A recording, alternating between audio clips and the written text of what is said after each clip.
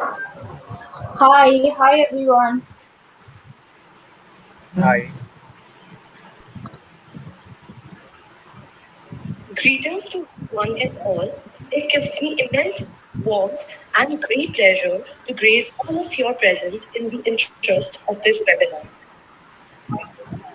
Greetings.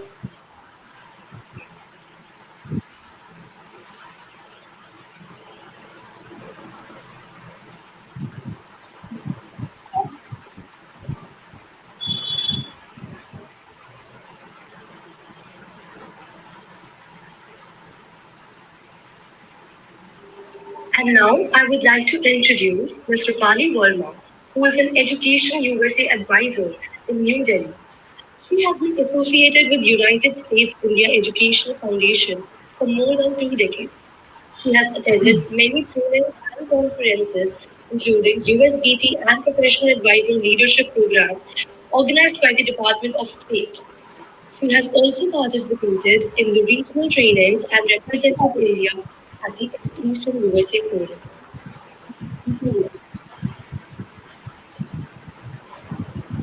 I would now like to introduce Parth Sarvati, who is the Principal Advisor to the University of Southern California in India.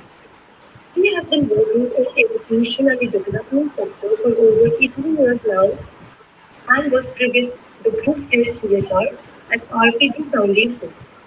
He has a deep interest in educational reform, people development, and social change. He holds a master's degree in education policy from Harvard University Graduate School of Education and an MBA from IMDR Pune.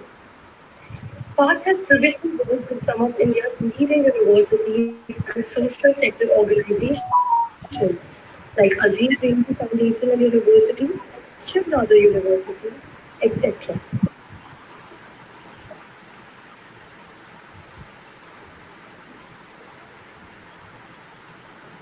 And the moderator of the session is Aparna, who is a graduate in Philosophy Honors from Delhi University and brings with her a rich experience in the application process for overseas education.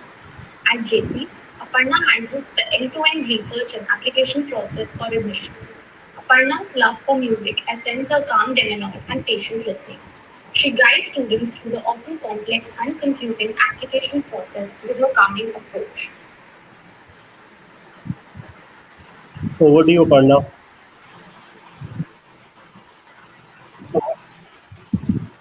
Hi Rupali.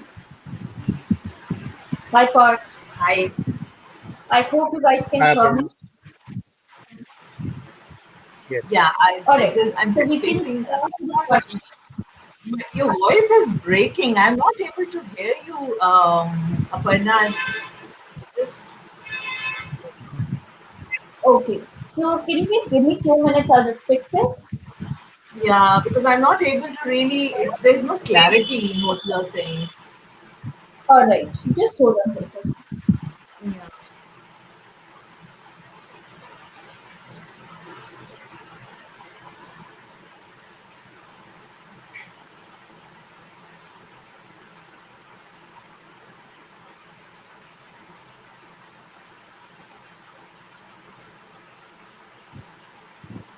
Hi, is it better now? Better. Yes, a little better. Probably Alright. on new Okay. platforms every So day we are let's just using start something with new. our Q&A Yeah. session.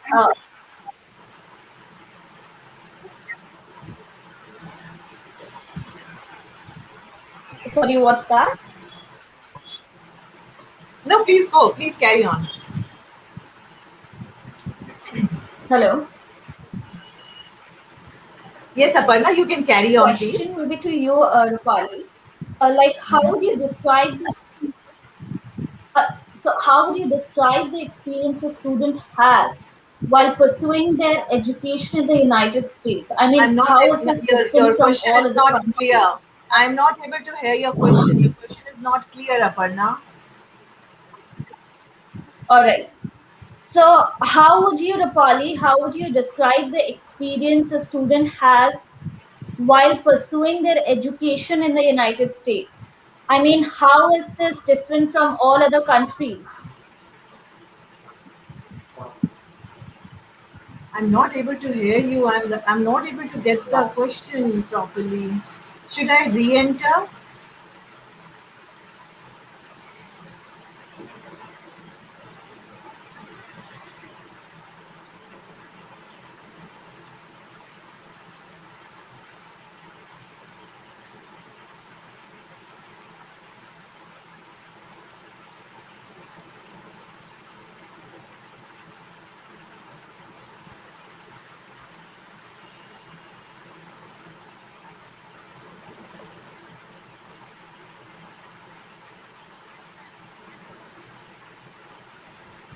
Hi, sorry guys. Just give us 2 minutes. I think No we problem. No problem. at our end. Just give us a minute. Thank you.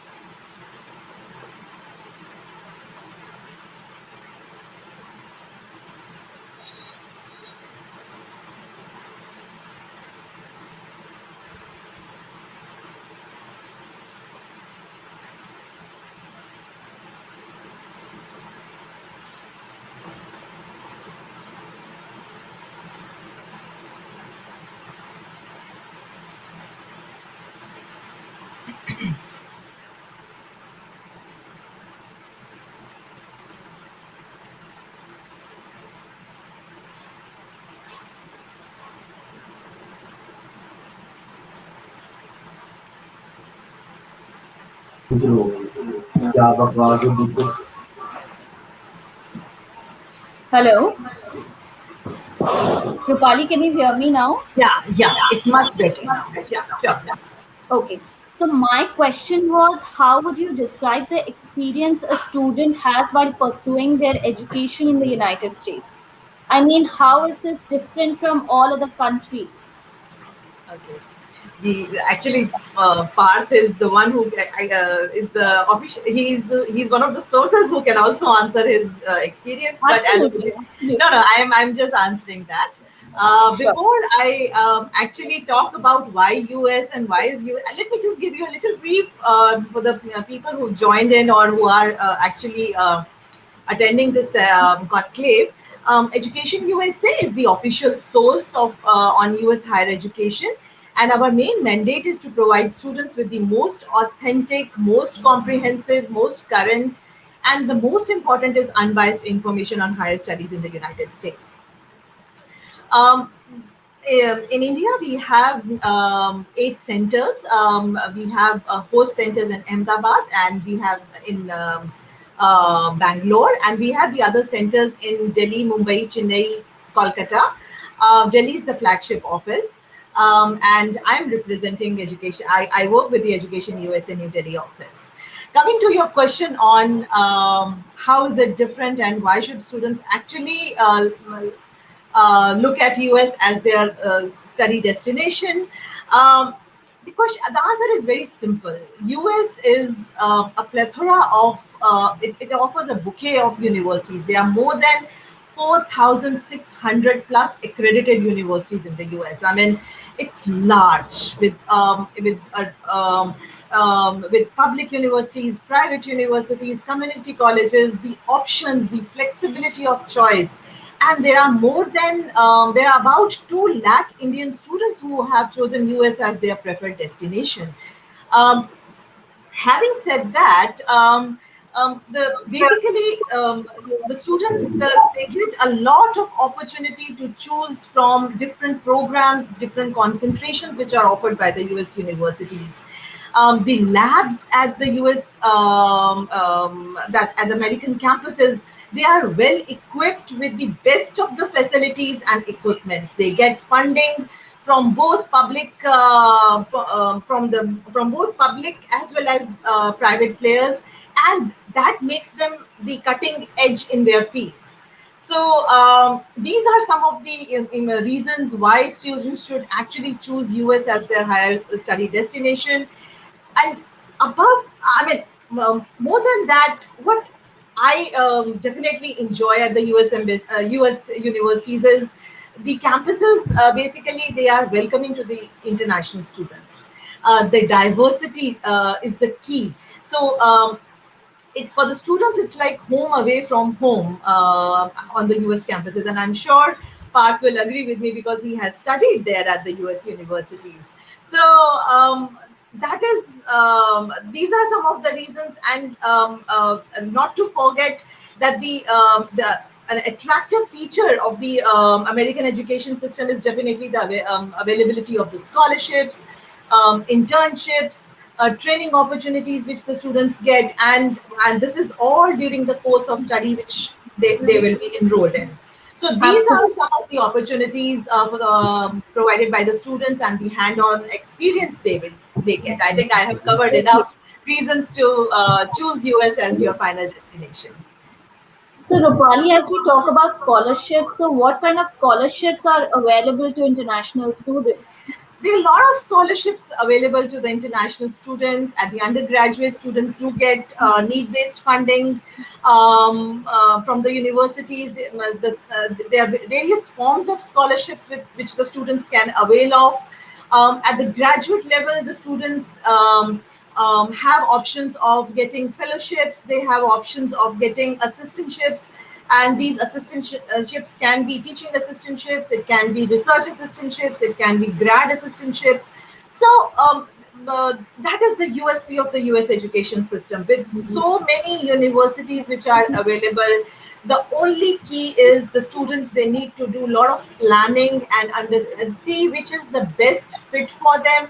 Make sure they look at the criteria of getting funding from the universities, as to how which are the universities which have a history of getting funding to the international students. But I would, as an education advisor with an experience of more than 2 decades working with Education USA, I would say most of the students, international students, our Indian students, do get some sort of funding from the universities. Yeah.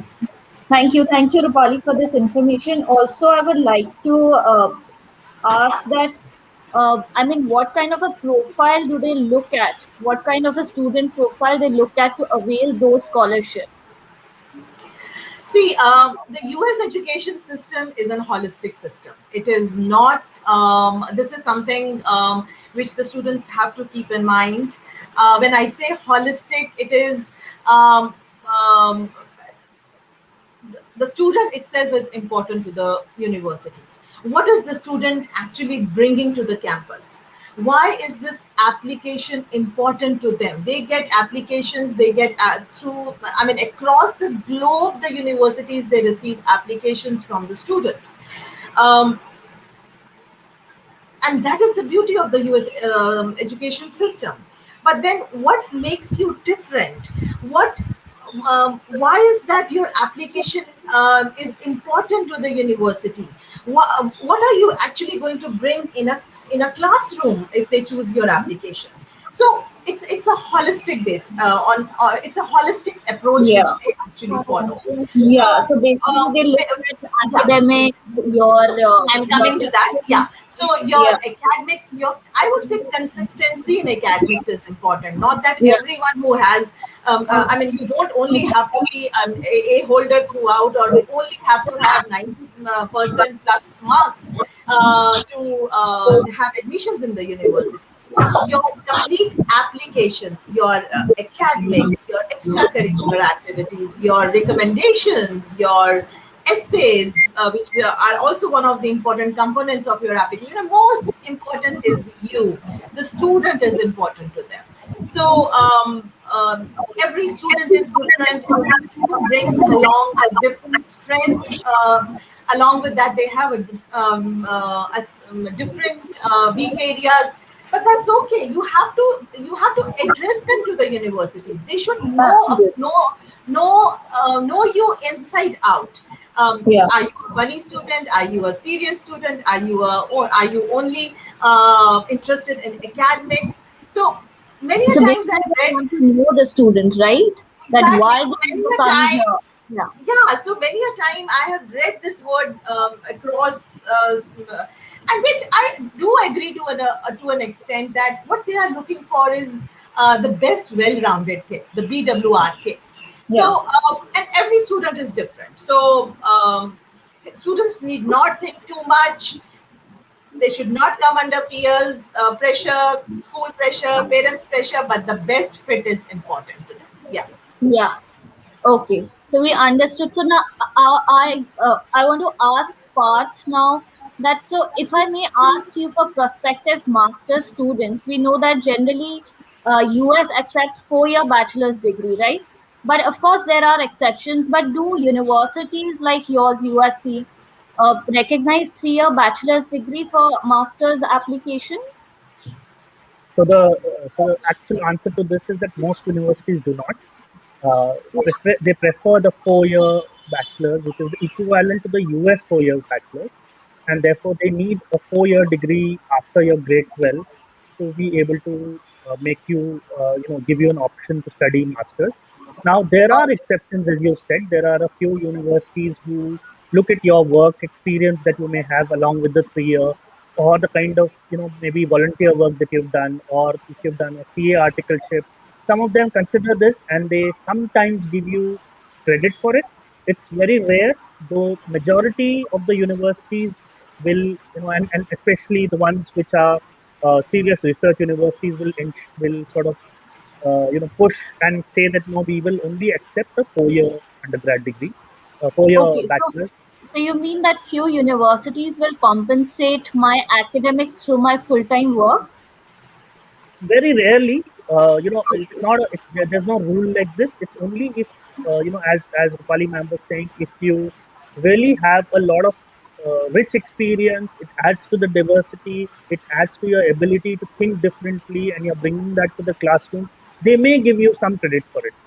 But Yeah. typically what I've noted is most universities will still require a 4 year bachelor's, Okay, so or they'll require a 3 year bachelor's plus maybe you've done a 1 year course, something you've studied academically after that 3 years. yeah. Okay. So if I, for example, if I complete 3 years of bachelor's degree and then I complete 1 year of diploma, would that suffice the requirement? See, it used to suffice. Of late, I've heard that there are very few universities which accept a 1 year diploma which is not recognized by the UGC. Most of them insist that they need a 1 year diploma which is recognized by the UGC, which is very difficult. I think, Yeah. given the new education policy, the national education policy that has just been announced, there are going to be options of 1 year masters, and so that possibility will come to. Also, I think we're going to have a 4 year undergrad now, and we'll have an option of doing 1 year research after doing the 3 year undergrad, which will become a 4 year undergrad, and that will then Mhm. open the gates. So Yeah. the future seems to be much more brighter for students who want to study in the US. Also, is there any 2 year master's program? Because we generally, obviously, we know that US offers 1 year or approximately 1.5 years master's program. So, that, I mean, uh, are there any 2 year program also? So for a majority of the programs are 2 years. There are a fewer 1 year programs and 1.5 year programs. Oh, is Typically, it? you will find, Okay. yeah, typically you will find 2 years master's program in the US. Oh, all right. Okay. Okay. So my next question would be, what about work experiences and internships? So I mean, which has a high weightage while applying to a master's program? So a See, full-time work or internships? preferably full-time work. See, depends on the course that you're applying to. There is no standard answer to this question. It really depends on what kind of course you're applying to. Like if you're applying to a MBA, okay, typically you will require work experience, because even in the US, most people who apply to the MBA come after a few years of work experience, and internship may not necessarily be considered as an equivalent. Though what depends really is how do you explain it? What is the depth of the work that you've done? How well are you able to present it? What have you said that you've learned? How is it applicable to your future growth? So even you're Yeah. able to sort of tie these all together in a statement of purpose, it can make a lot of meaning. Then it's possible that all of these things may be understood and accepted. But it all depends on you, and it depends on the university you're applying to. How do the Hmm. professors read your application? Do they think it's valuable? These are the kind of Okay. things. So you mean that there's no such weightage for anything specific, right? See, it's not about weightage. What matters in the US is your holistic application. So they will look at your letters of recommendation. They will look at your work experience. They will look at your academic experience. They will look at what are the extracurricular things that you've done. If you've worked for a volunteer organization, NGO, what do you think about? What are your goals? All of these things are taken into consideration while admissions are done. All right.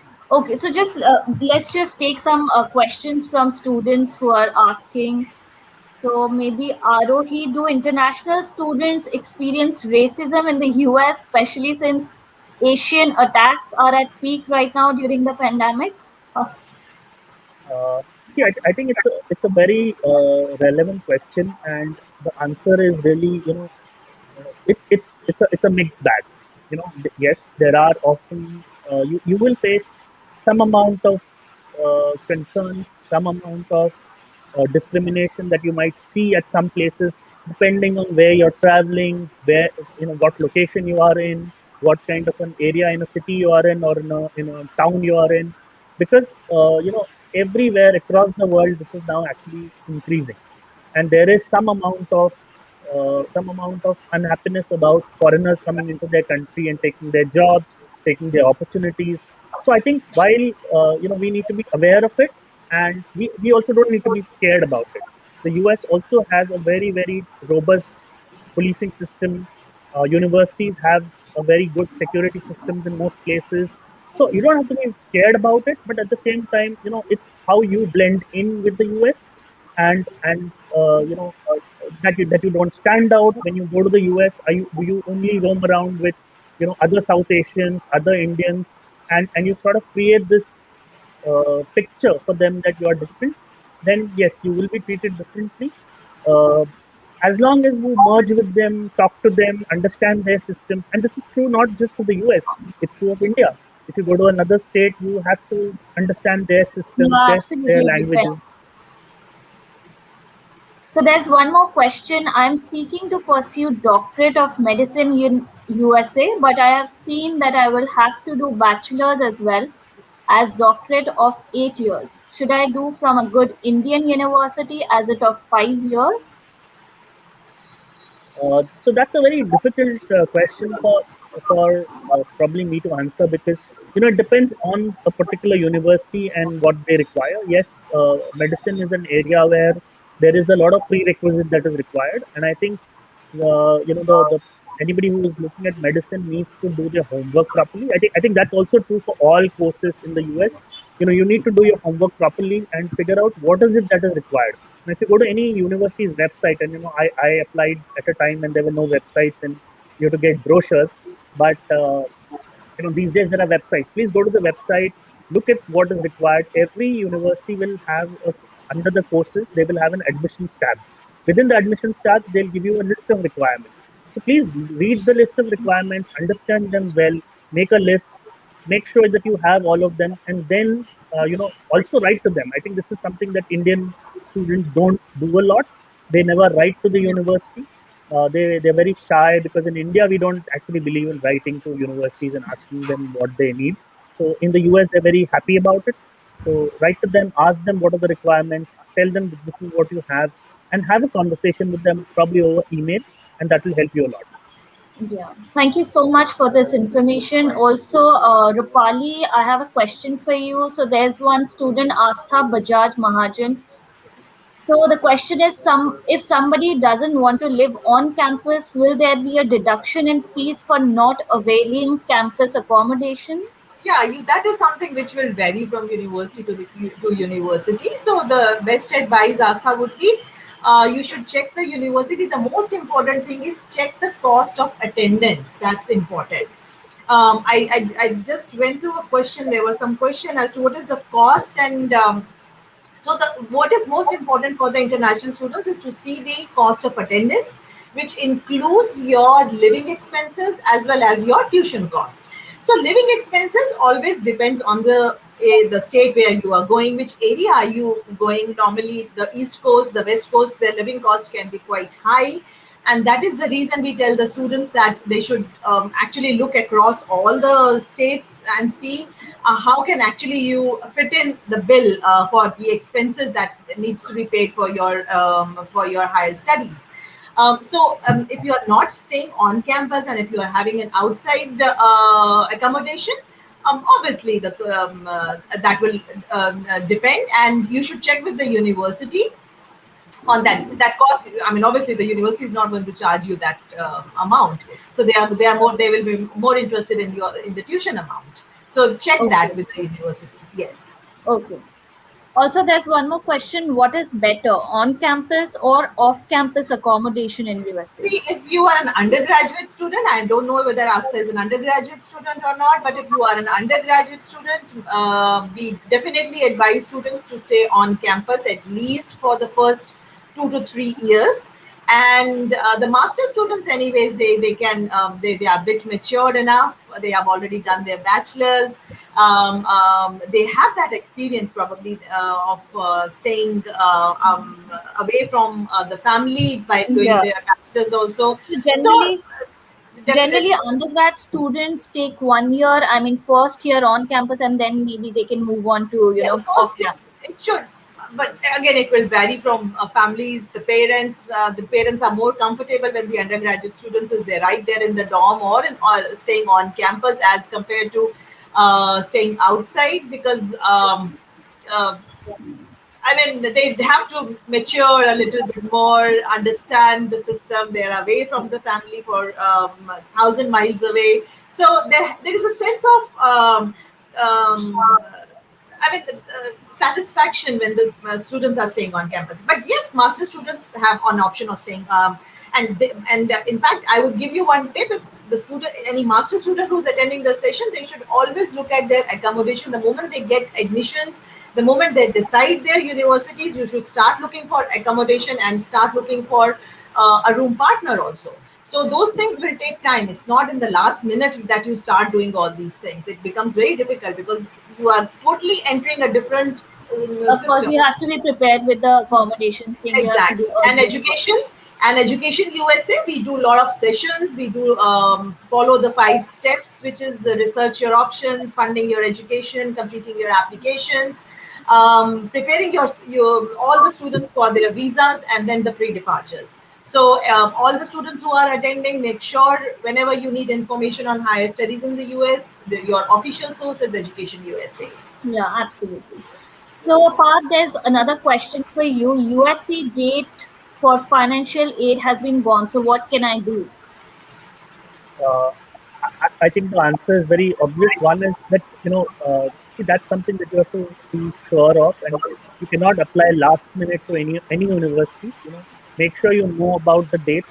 Very rarely you can write to them and say that there was some genuine reason by which you could not apply in time. Sometimes they will accept it. Most of the times they will not, because really they also are receiving applications from thousands of students across the world and within the US. And I think they need to follow a certain schedule, and therefore they don't entertain such requests. But and sometimes you thought of the idea of flying to the US very late, so you need to plan 1.5 years minimum in advance before you plan to go there. So let's say you want to go in fall 22. If you want to go in fall 22, you need to start planning now. That would be the best time to start thinking about it, because most deadlines will be in November, in December, some maybe in October, some maybe in January. So you need to start thinking now, what universities do you want to apply to? What are their requirements? What do I need to prepare so that I can do a successful application of financial aid? Usually, if you're applying for fall, the March time is already too late, and that's what that Percy's asking, I think the best would be to think about next year. And maybe there are universities which still are open. So look for other universities as well. I know USC's deadlines are over in most of the Yeah. postgraduate programs. Yeah. So students, if you are interested in applying overseas, so you have to apply early and you have to decide on financial aid or any kind of scholarships in order to avail. You have to start preparing early. So thank you so much, Rupali and Can Parth. I We can I yeah, yeah, add sure, one thing, sure, sure. Aparna? There was a question which said, are there undergraduate degrees in management? Yes, there are many universities that offer undergraduate degrees in management, and the USC, in fact, has a wonderful degree called the World Bachelor in Business. So I would Oh request yes, them to look at I it. this is an extremely great program path. I had a student who went for this program, and this program just started, I think, some 5 to 6 years back. And he was so happy. So I vouch for this program, and I tell my students that please don't miss this opportunity of this program, the World Bachelor's program. Great, that's a great program. Yeah, great. Thank you, Rupali and Parth. I think it was very informative for our students as well as for us. And so we have our next session lined up. So thank you so much for your Thank you. valuable information. Thank Thank you very you. much, Aparna. Thank you, Aparna, and thank you, Center for Career Development, Mr. Jatin Chawla, for giving us this opportunity. We do look forward for such interactions. Sure, sure, Great absolutely. meeting you, Parth. Thank We you, will guys. be in Thank Thank touch. you, you. and good luck to all the students.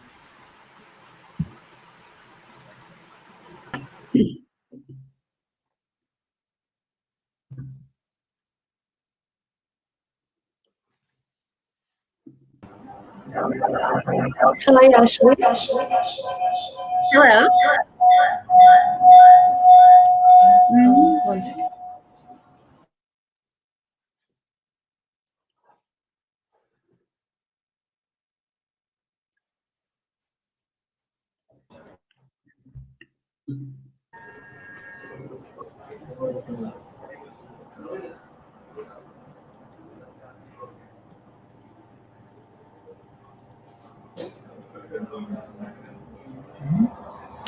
And now we have Ashley McNaughton, who is an international educational consultant based in Munich, Germany. She graduated with her bachelor's degree in business management from Bucknell University and then worked as an English teacher in Germany and Spain before studying to become an educational consultant with UCLA. For the past 6 years, she has worked with students and families from all over the world to successfully guide them through the international college search and admissions process.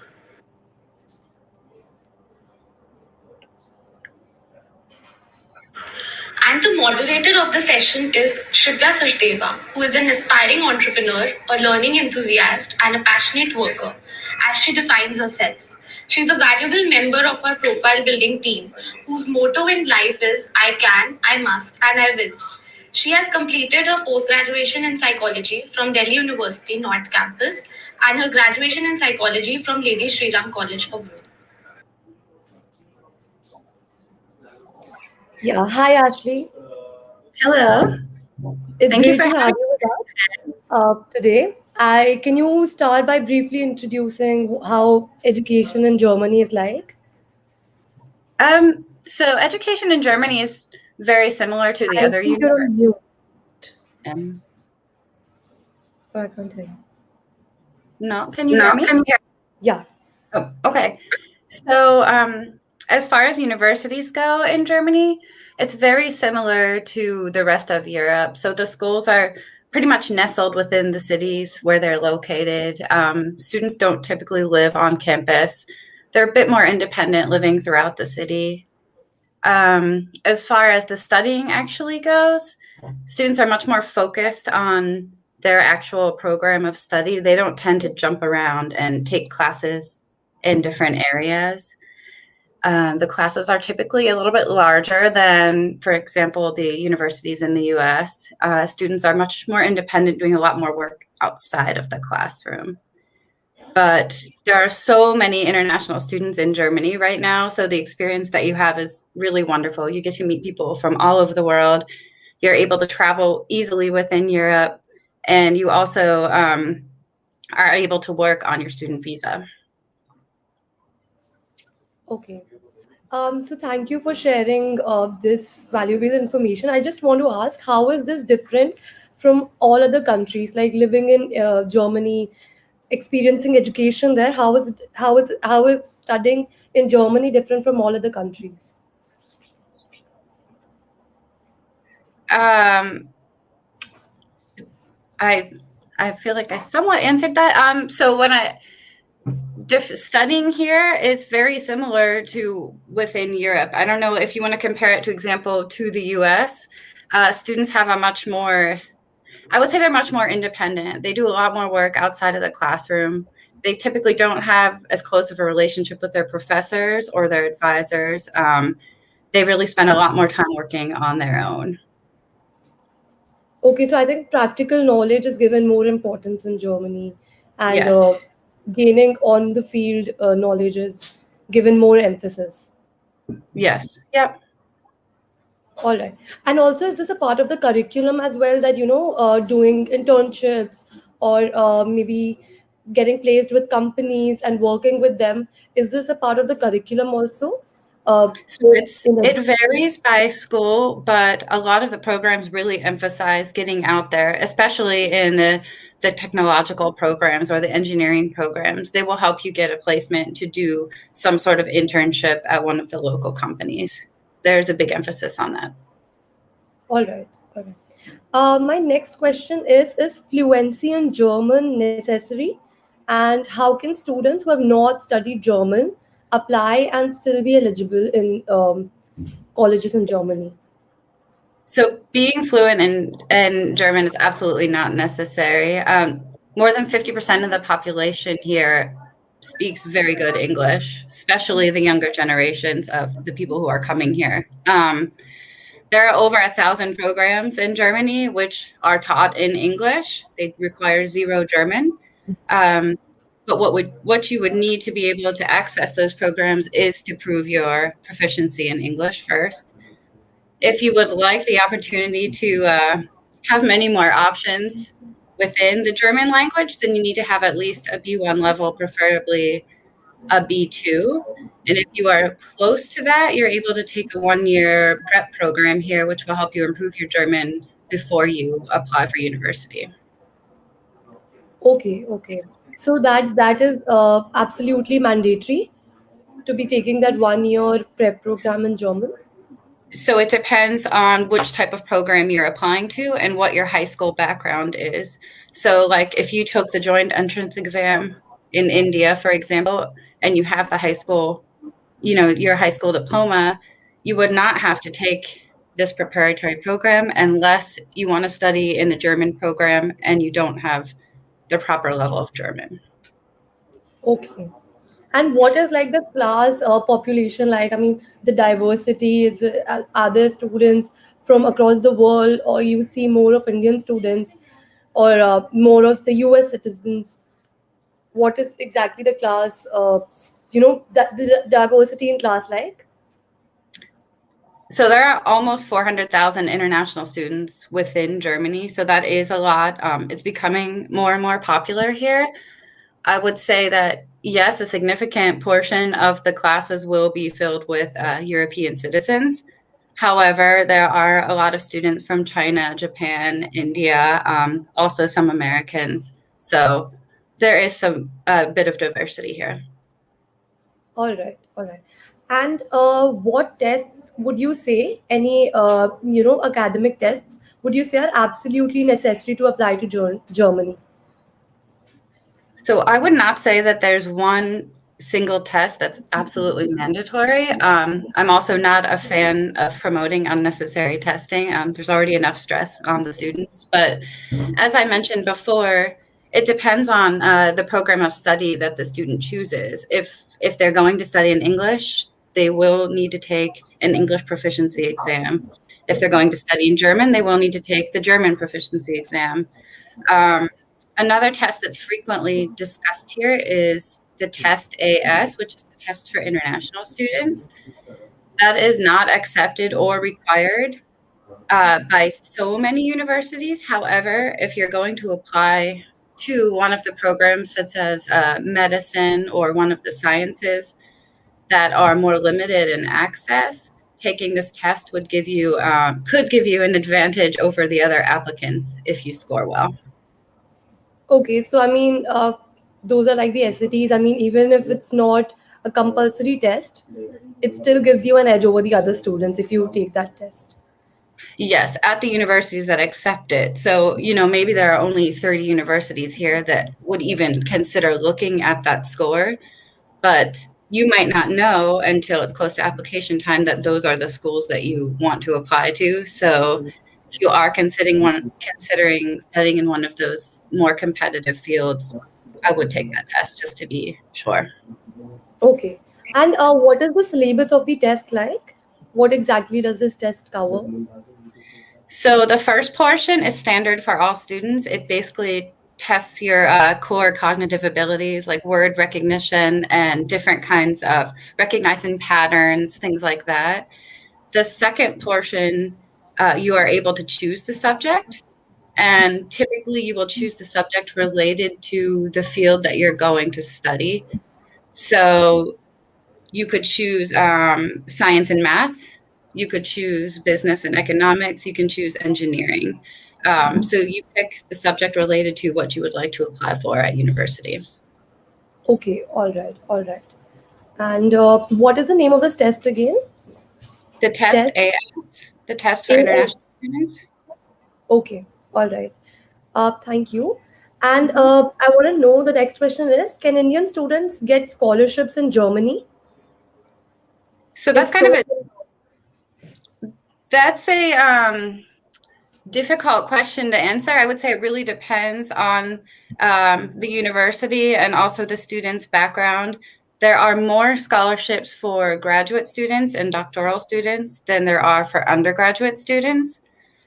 As you know, the cost of attendance here, if you attend a public university, is pretty low. So you usually need about 700 to 1,000 euros a month for general cost of living, and then 300 to 600 euros a semester for the student fees at the university. So it's not very expensive. There are some scholarships available. One of the most comprehensive websites to search for them would be the DAAD website. They have a decent database with the scholarships. okay.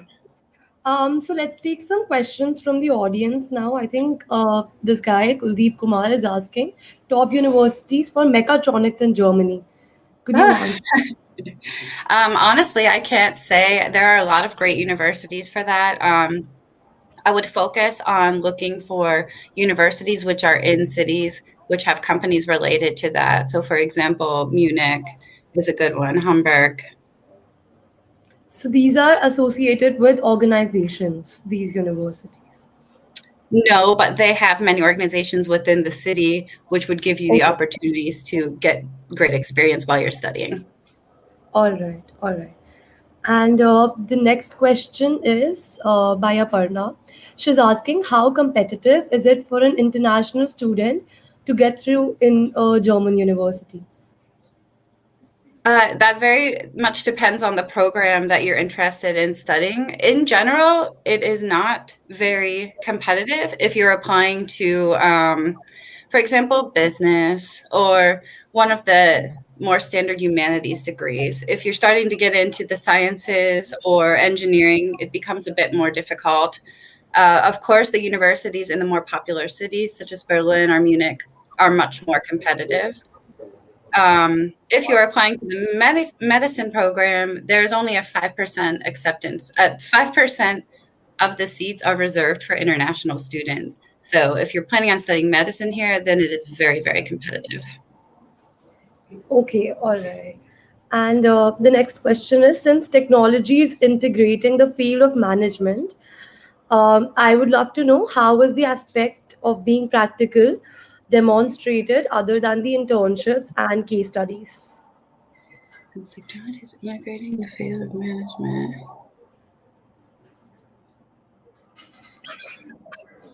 I think that would be more of a question for the actual universities offering these kinds of programs to talk about how they're doing that. I think something that you could look at is maybe what kind of degrees they're offering. Like if they're offering combination degrees where you're able to kind of integrate your business or management program with something in engineering or with something in technology. Also, maybe what kind of equipment they have available, what kind of projects they have the students working on. Okay, all right. Um, I would like to ask the next question is what do the job prospects look like after completing undergraduate or postgraduate degrees in Germany? So are you asking me what are their prospects within Germany or what are their prospects in general? You can answer both. I mean, within Germany as well, and of course in general. Okay, so in general, I would say the prospects are very good. The universities in Germany are very well respected worldwide. They have an excellent reputation. So you should not have a problem applying for jobs anywhere. Within Germany, we have an excellent economy here. It's the top economy in Europe right now, number 5 in the world, actually. So we have a very low unemployment rate, and international students are able to stay for 18 months after they graduate and search for a job. And then the pathway to residency and to be able to stay here longer is quite a possibility. Okay, and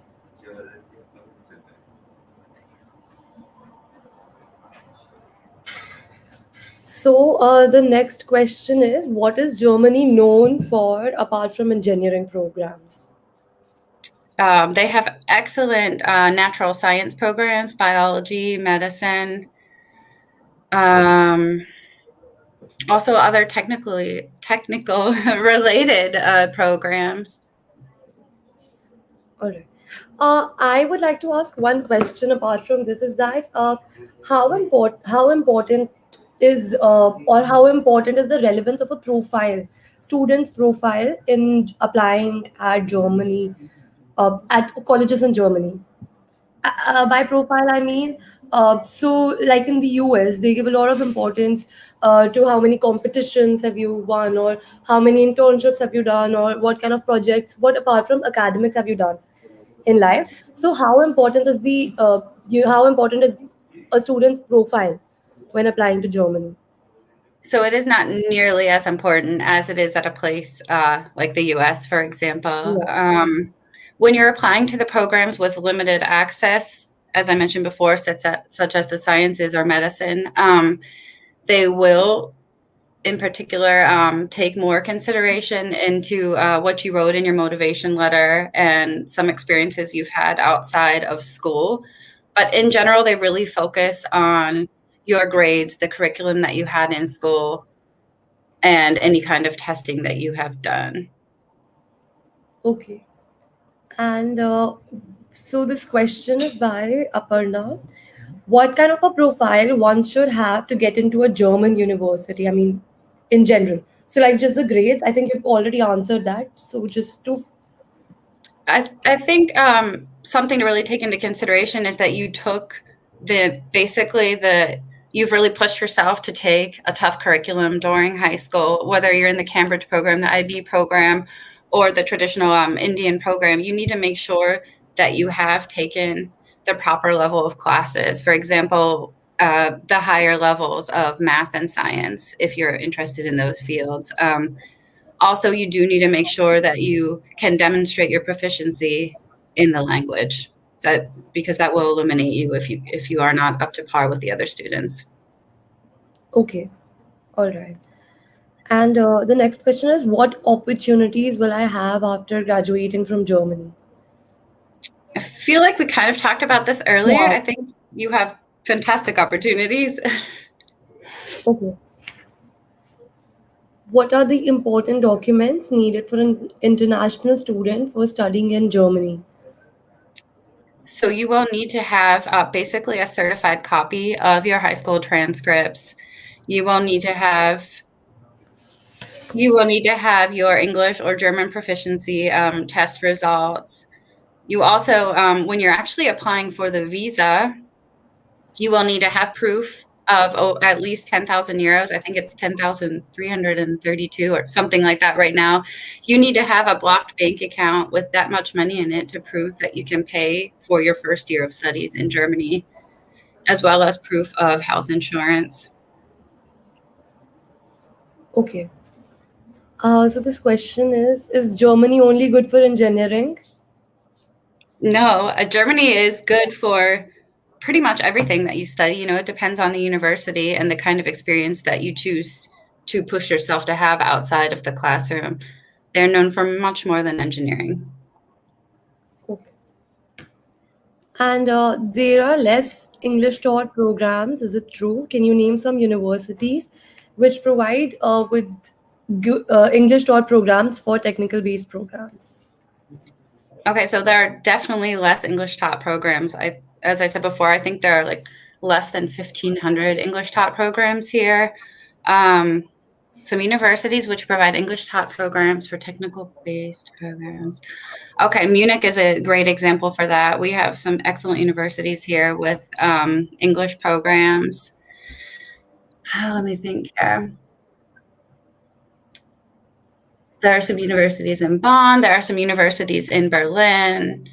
Pretty much every city offers a few technical-based programs in English. Just as I mentioned before, if you're picking the more popular cities, they will be more competitive for entry. Okay.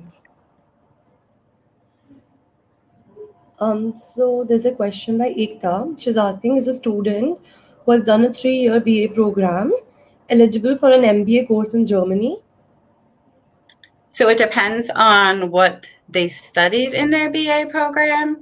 Typically, if you've done a 3-year bachelor's program at an accredited, recognized university, you are eligible for study in Germany in a program related to what you studied for undergrad. Okay. What level I have to be in German language if I am an international student? Typically, the level is B2. If you have a B1 and the program wants a B2, you would be able to take the preparatory course, which is 1 year that I mentioned before. You need to have a minimum of B1 to enter into that program. If you want to study medicine, you need to have a minimum of the C1. Okay, C1 for medicine. Yes. All right. I want to know what are the steps for getting a PR in Germany? For getting a what? A permanent residence in Germany? Oh, permanent residence? Okay, so basically you need to have a job, so you can stay after you graduate for 18 months to search for a job. So once you get a position with a company, you will need to submit that paperwork to the government, and you can get an extended work visa to stay here. And after about 3 years in that program, you are able to start your application for permanent residency. So basically, it's just dependent on that you stayed here long enough that you can then speak German and that you have a good paying job here. Okay. And also, I mean, if suppose the company the person is working in puts in a request that this person is like an asset to us, so will the authorities consider that and give the person a PR? I'm not 100% sure about that. I think, first of all, companies aren't going to do that unless they really, really, really want you. So you need to be a competitive applicant because, they don't need to go through the stress of doing that paperwork to bring in somebody who can do the same thing as a German, for example. But I would say that if they really want you, that they're paying you the proper salary, that you wouldn't need any other help from them to get the visa or to get the residency. All right. So next question is for master's student. How important is full-time work? I'm not sure what exactly is meant by that question. I think if you're talking about the kind of resume that a student has when they're applying for a master's program, I think, again, it depends on which type of program they're applying to. But typically, like for example, if you're applying to an MBA program or some of the engineering programs, they do want to see the kind of work experience that you've had. I don't think that it has to have been full-time. Okay. So, I mean, even internships count, part-time work count. Yeah. Yeah. Internships would definitely count. How, I mean, what would you recommend that, okay, so the student who is applying for a master's program should at least have like a 1 year long work experience in terms of internships or part-time work. So, like, what is it? What exactly is the duration of work experience the child needs?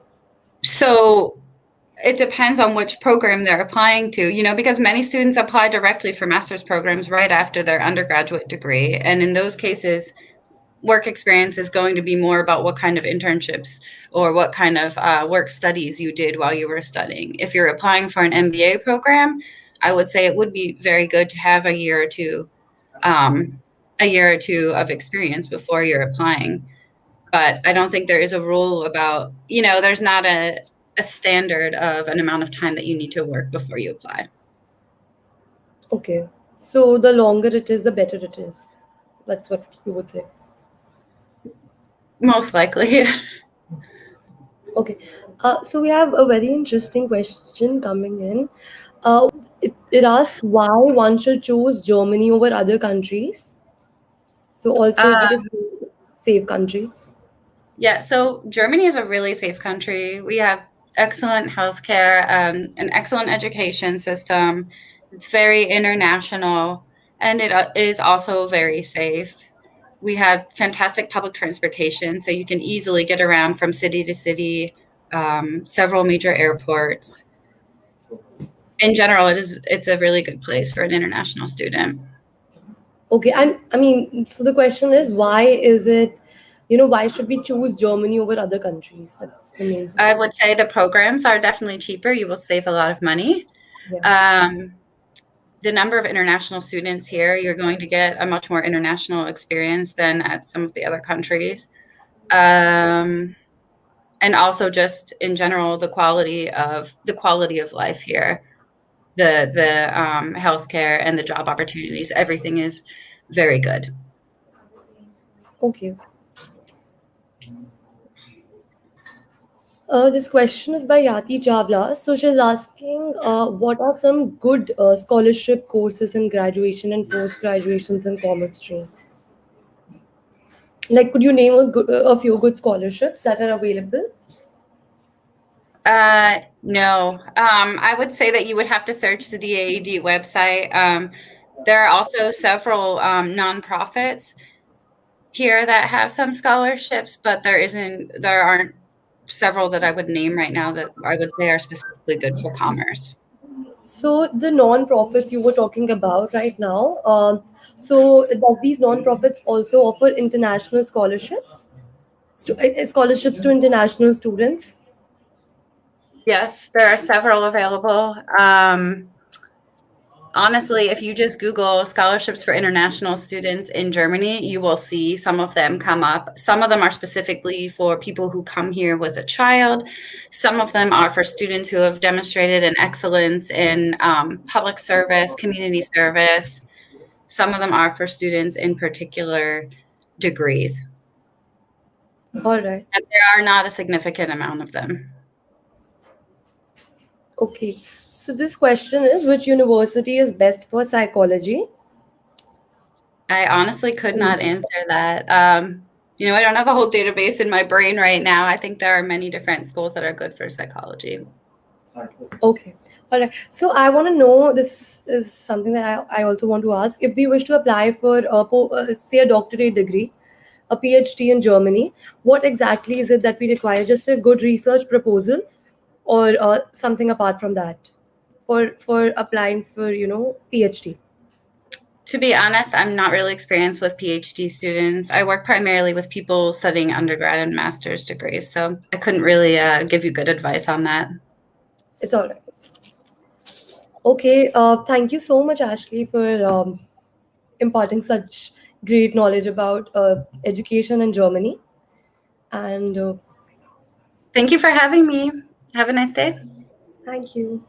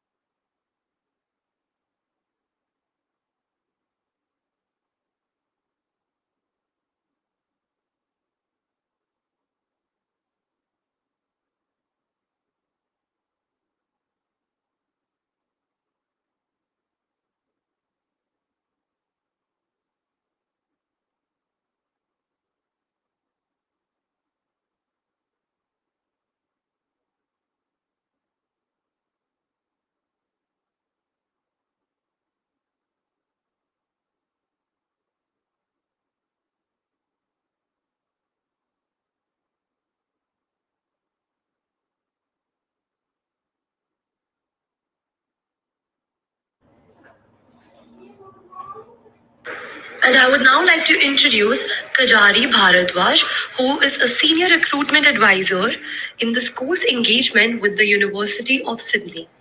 Kajari has 2 decades of work experience in the education sector. At the University of Sydney, Kajari is responsible for implementing the undergraduate student recruitment strategy for India by engaging with students and schools. Prior to joining the University of Sydney, she has held senior roles with ONVU Learning UK, Hughes Global Education, Pearson UK, Manipal Global Next University, and Tata Consultancy Services. Thank you for the introduction.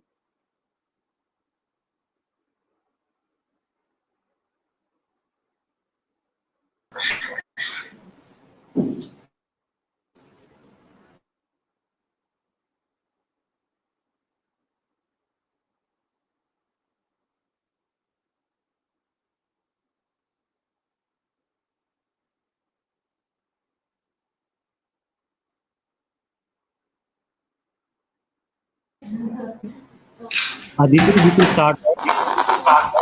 Over to you. Hello, Ms. Kajari. Hi, I Aditi. hope you're doing well. Yeah, all well. Thank you very much. Great. So, shall I start with my questions? Yes, please, carry on. Okay. So, my first question for you would be, how would you describe the experience a student has while pursuing their education in Australia? See, I think Australia comes third in terms of popularity next to US and UK. I'm sorry, I'll have to pause there. I'm able to hear my own voice. No problem. Can you Kajari, do you mute mind yourself? trying logging out and then logging again? Thank you very much, Aditi. So sorry, I was about to say that when it comes to Australia, I think we are the third most popular country when it comes to education. A few key points about why education in Australia is one of the best in the world. I think the first thing would be that Australia has doesn't have 5,000 colleges and universities.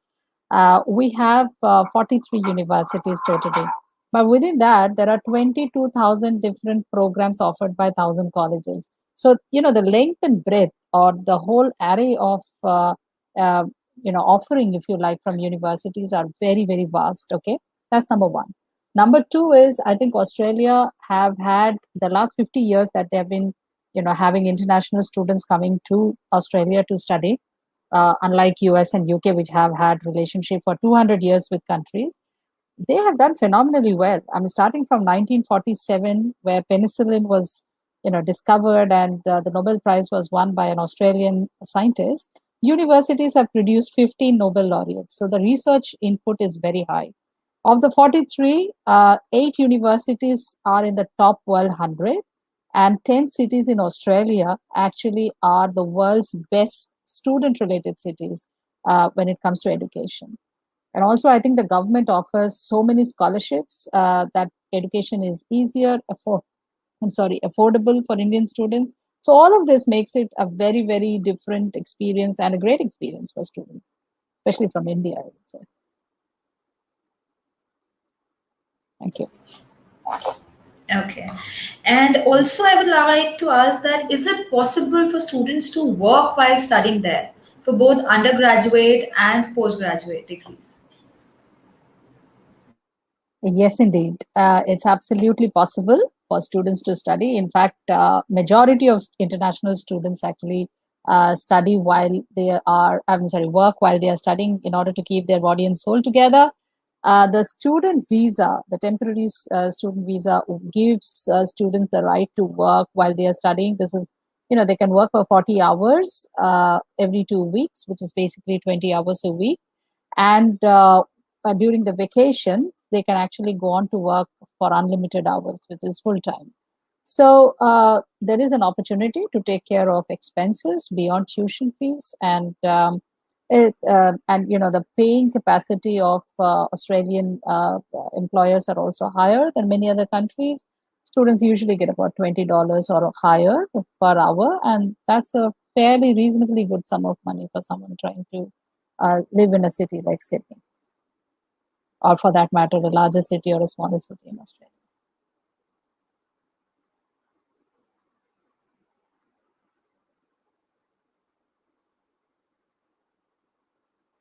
Thank you very much. Are you able to hear me? I'm not very sure of the platform.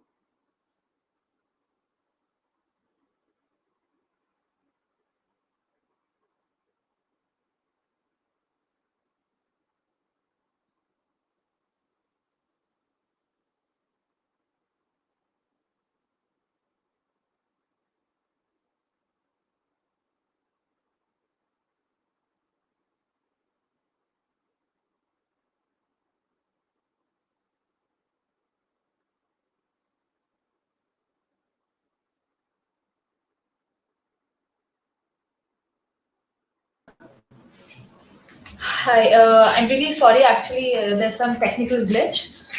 So, I would like to ask my next question. So, what tests would you say are absolutely necessary to apply for Australia? International exam that the students have to give. I think in terms of tests which are absolutely necessary, I would say the English language testing is mandatory for Indian students or international students coming from non-English speaking countries. So the likes of IELTS or TOEFL or PTE academic. These are the kind of tests which are mandatory and essential for students when they're applying to universities in Australia.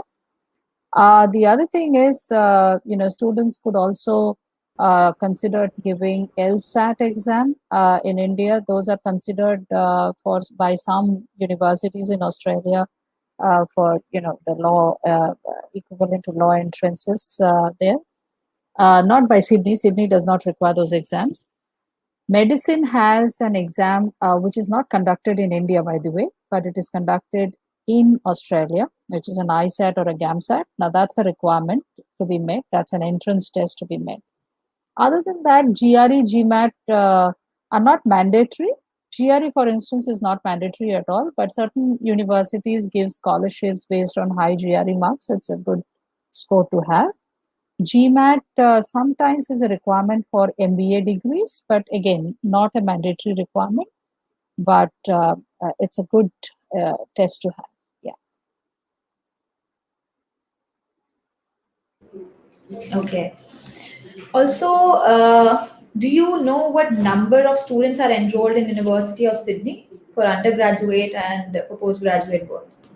Absolutely. So Sydney University is Australia's oldest university. Okay, it's the first university, and what that does to the university, it's a very large university. Every year we get about 70,000 students to come and study with us, and these students primarily, so about 50,000 are from the country, domestic students, and the rest come from about 131 countries. The different, about 35,000 students every year are undergraduate, and this is a mix of both domestic and international students. So as you can imagine, it's a fairly large infrastructure, and Indians make up about a couple of hundred when it comes to undergraduate studies. So about 250 to 300 students every year study at Sydney in the undergraduate level. Okay. So, is it compulsory to have a 2-year work experience in Australia to pursue MBA? Well, MBA usually is not just 2 years, it's actually a mid career level program with most universities. I can speak for Sydney, usually it's a mid career program. So if one has a managerial experience, then they do better because it's a leadership program. However, I think equivalent of MBA that is offered in India to individuals without work experience is the Master of Commerce. Sydney has a program like that. Other universities also have similar programs. I think such a program is also useful and can be considered as equivalent to MBA by people who don't have work experience. Okay. Do you think is it easy for students to go for clinical psychology in Australia? Clinical psychology is a professional program. It's a degree program. So, I can speak for Sydney. There are at least 3 or 4 ways of studying psychology. And if you were to look at psychology at the undergraduate program, people can study psychology as a major or a minor in the Bachelor of Liberal Arts and Sciences program, or they can study psychology in the Bachelor of Arts degree or the Sciences degree. Now, all of these are 3-year degree programs, but these will not lead to license to practice. So, for instance, if students want to practice as a clinical psychologist, then they will have to consider studying the 4-year Bachelor of Psychology degree program, because that is accredited by the sector skill council of Australia for psychologists, and so psychologists in Australia require a license to practice, right? And that is possible with a 4-year accredited degree. Yeah, and they can also go on to do masters. I'm sorry, I was just about to say that clinical psychology can be taken up as a master degree after the 4-year degree. Yeah. Okay. And if someone is doing psychology from India and then they want to go for masters to Australia, so is it possible? Is it easy for them to get the license there? No, it's not easy. Nothing is easy. Okay, let's put it this way, because this is an accredited program. It is not. It is very straightforward, though. I wouldn't put it as easy. It is a straightforward program where a student or an individual who have had 4-year degree or a 3-year degree from India, they will have to approach the Council for Psychology and write an examination to qualify as a psychologist, and then they can go on to do a master degree if they like. So that's possible. Yeah, they can do that. Okay. And what kind of placements does your university give? So the University of Sydney has a 96% success rate when it comes to graduate employability, and that is why we are ranked number 1 in Australia and number 4 in the whole world by QS World Ranking when it comes to the employment generation of individuals, of students with us. So what we do is, right from the day they start with us, from the students are given career guidance. There is a celebrated program called Job Smart, for which we have won several awards over the years. And that program basically enables individuals to find a job by the end of their program. We should also remember that students who come to Australia can actually stay back. They have the option of staying back. So we work very hard to ensure that, as a return of investment for international students, they're able to find a job, a gainful employment at the end of their program. Okay. Also, what are the PR prospect, like the skill based list? So it renews every year. So what are Yeah. the, yeah. Well, I mean, that is one area where, as a university, we are not competent enough to talk about. PR is a domain which is beyond the purview of, student visa or the temporary work visa, and it is best handled by an immigration consultant. So I wouldn't be able to comment on that. Sorry. Okay. So, what is the route for MBBS in Australia? Like, how should a student go further for it? Sure. MBBS, firstly, is a very, very competitive course in Australia. Most degrees are, the Doctor of Medicine degree is a 4-year degree, but students from here in India, at least for University of Sydney, I can speak for my university. Our Doctor of Medicine program is a 7-year integrated program. Okay, so the student after class 12 is required to study a Bachelor of Arts or Bachelor of Science with a mandatory major in biology, and they have to maintain a certain percentage throughout the course, take up an examination called GAMSAT at the end of the undergraduate program, and then move on to do a 4-year Doctor of Medicine degree. So this is a classic example of a double degree where a student has to spend 7 years to become a qualified practicing doctor.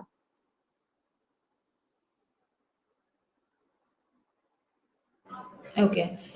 So, I think we have a question here. Best courses for psychology in Australia. Well, so I'm assuming it's the undergraduate program. The question is about an undergraduate degree. So, in terms of what degrees one could do, I think an accredited 4-year degree, a Bachelor of Psychology or a Bachelor of an advanced psychology degree for 4 years, whether it is Sydney or any other university, is a good program in psychology because it'll give the learner the accreditation that they seek after the program to practice as a psychologist, as in Australia. At least.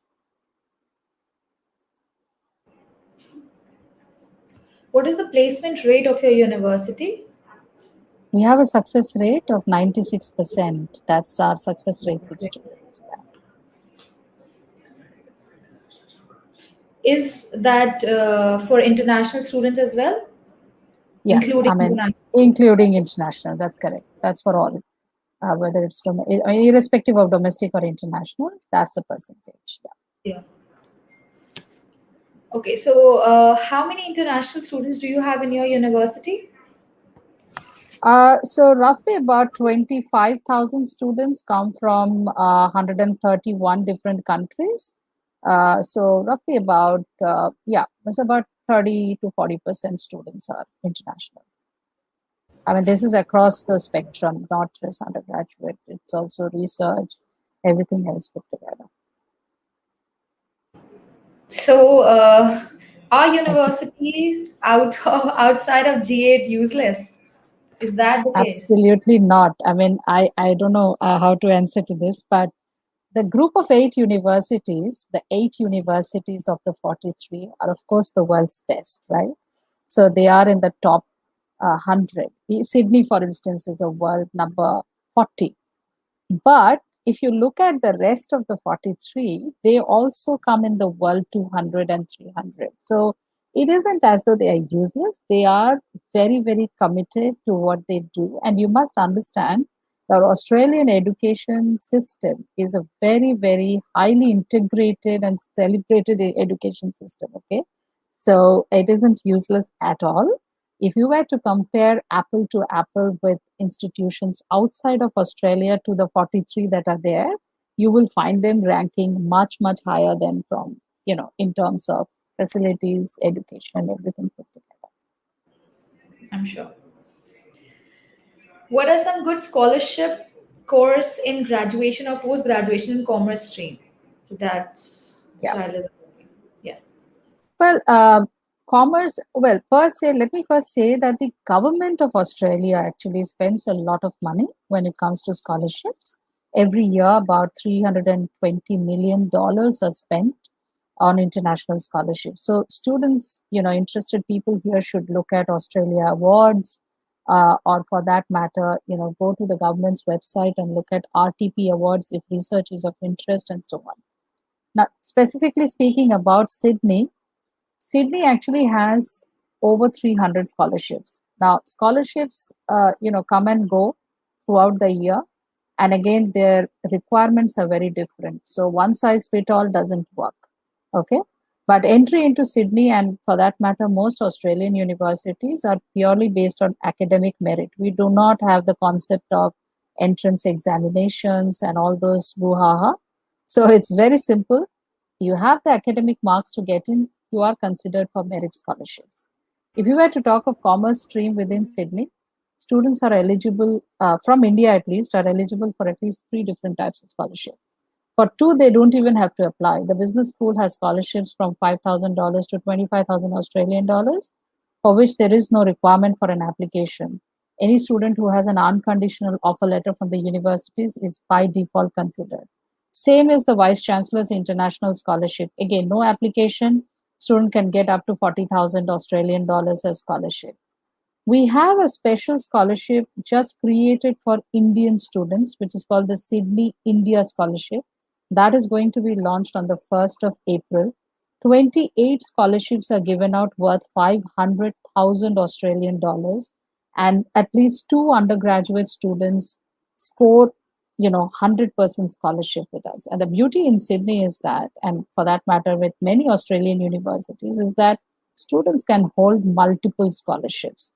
Yeah, I mean, at Sydney, for instance, if a student has scholarship which is worth $50,000, he can always have another scholarship as well. So it's not as though you are limited to one.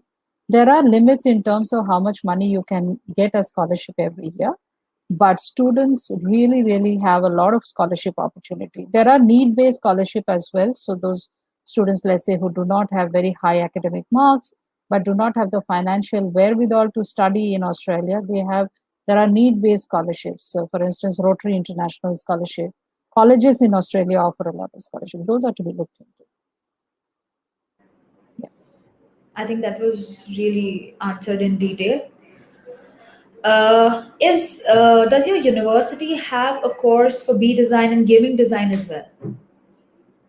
What design? Sorry, I'll have to come again. Game design. Well, game design is a part of a program in IT. It's under the Bachelor of Advanced Computing. So it's a unit within the major, but it is not a part of, it's not a degree in itself. Okay. And does University of Melbourne, University of Sydney also offer courses in international relations and law?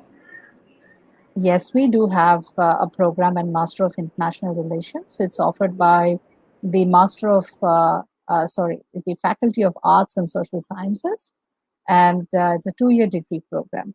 Very, very popular with Indian students. Yeah. And what is the success rate of it? Well, in terms of, are you asking of success in the sense in terms of passing or particular course? Yeah. Well, I mean, it depends. I wouldn't have a statistics for pass out rates, but all I can say is it's one of those programs which is well appreciated by employers. The jobs available in Australia are quite, these are, social employment opportunities that are generated with NGOs, with government, defense, and whatnot. So the employment possibilities are quite high. Yeah. Okay. If a child is planning to come to Australia, do you think is it better for him to come after 12th or to come for graduation? Well, it's entirely the choice of the individual. I understand your question, whether it is, this is a very tricky question because do you start early? Is it better? Or do you start later? It entirely depends on the circumstances that the student, or, for that matter, it's just not the student himself or herself, but the parents as well. But Australia, I would say, is one of those countries where parents could look at very confidently, if you like, um, uh, undergraduate studies as well, because it's a very safe country for students. So it isn't as though you are sending your child into a very unsafe country and they are young. I understand many undergraduate students sometimes are, start going out of the country for the first time. Yeah. So, well, it's entirely one's choice, individual's choice, but I would say start early if you can, because education, studying abroad is not just about education, right? It's also the experience. And the sooner you get it, the better it is for you as an individual. Those of you who are aspiring to study abroad, start in UG if you have, if you like. Yeah. Okay, so a very important question. What is the COVID situation like in Australia?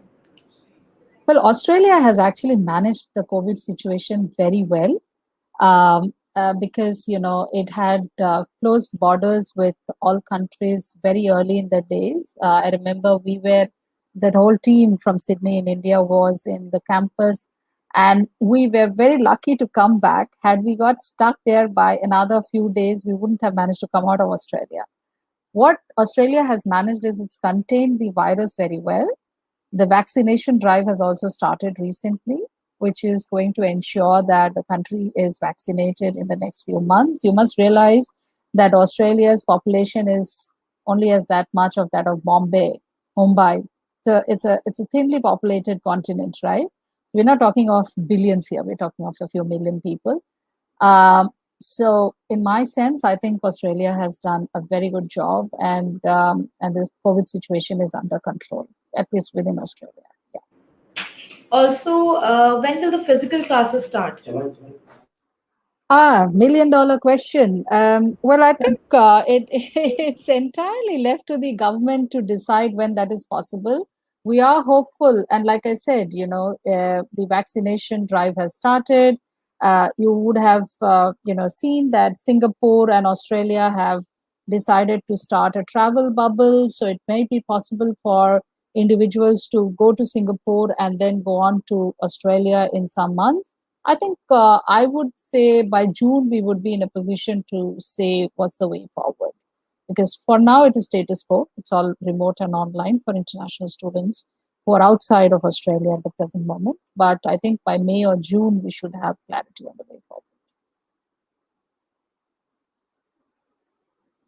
Okay, so Sunena is asking a question. Which university in Australia offer undergraduate courses in management? All universities offer management programs, Sunaina. So, fortunately, Sunaina, there aren't too many universities, 43. So, you can look them up very easily. For everyone out here who's interested in Australia, please visit Australian government website, studyinaustralia.edu.in. And I think that's the best site if you wish to know about the international universities or the programs that are being offered in Australia. Okay, what is the qualification to pursue international relations degree course in Australia? Well, you can have an undergraduate degree in any branch of arts for that matter, because international relations degree is open to everyone. Even if students, let's say, have studied sciences and want to pursue international relations in their masters, they are, most welcome by universities. Yeah. Okay, one question. What are the security rules, or how is it like for female students, international students, particularly for your universities? See, like I said, Sydney University or Sydney within New South Wales, for that matter, is a very safe city, a very safe province. There aren't, any, uh, at least in the recent past, I can't imagine, I can't remember having heard of any problems with women per se. But just like any other country, there are going to be incidents which are not going to be favorable for women. But as a country, it's a very safe place. So if you have, for ladies out here who are interested in studying in Australia, very safe country. And I can say that, I can vouch for that simply because, as a university, we don't have any record of women having trouble studying. And it is not just about any program, women in technology for that matter, or women who are studying space sciences. I mean, they go to remote islands to study, so it's extremely safe. I mean, it's there's no question of lack of safety. Okay, there's another question. Prince is asking how to apply for PhD and what things one should care when he wants to pursue for PhD programs. Well, I think when it comes to PhD, what's important, like any university, I think, is if you have funding available and what you want to do your research on, that really needs to sync well with the university, right? So whether it is Sydney, if you're talking of Sydney, or for that matter, any university in Australia, the first thing you'll have to make up your mind, what is it that you're going to research on? If you have research skills, if you have past research experience, then those are the things which are going to matter when you are applying for PhD. If you're looking for funding, the RTP funding from the government of Australia is a good one to look at. Also, I think if you wish to pursue PhD programs, please start early because of COVID situation. A lot of funding is low when it comes to PhD, and this is not just for Australia, across the globe, I would say. So plan in advance, plan the route to which you wish to take. The best thing about Australia is, unlike the US, where you spend 5 years doing a PhD, most Australian university complete PhD in 3 years. So you save a lot of time. I mean, especially if you're mid-career, you've spent 4 or 5 years already doing research somewhere, you save substantial amount of time and money if you do PhD in Australia. Okay. Thank you so much for answering all these questions in detail. I think most of our queries are resolved. And now I would like to hand over it to Jitin sir. Thank you. Thank you. Thanks a lot, Aditi. Hi guys, how's everyone doing? Today it is a lot of action we have been doing on study abroad. I'm sure you have listened to amazing speakers from all over the world. So I'm here today. I'll just quickly share about emerging options. Great, Umesh is saying really useful conversations. Good, Umesh. Good. Uh, we have a couple of other questions, but okay. My role right now would be to share some emerging options all over the world, including India. You know, a lot of things have been changing, and across the world there are new courses. Green Yeah, shading. Swati Mishra, you're not Swati Mishra. I know that. You're a regular follower. So, Thanks for joining on we'd this like call. to formally introduce you. Oh, okay. Yes, yes. Hello. Yeah. Yeah, so we would like to formally introduce you before you start. Yeah, please.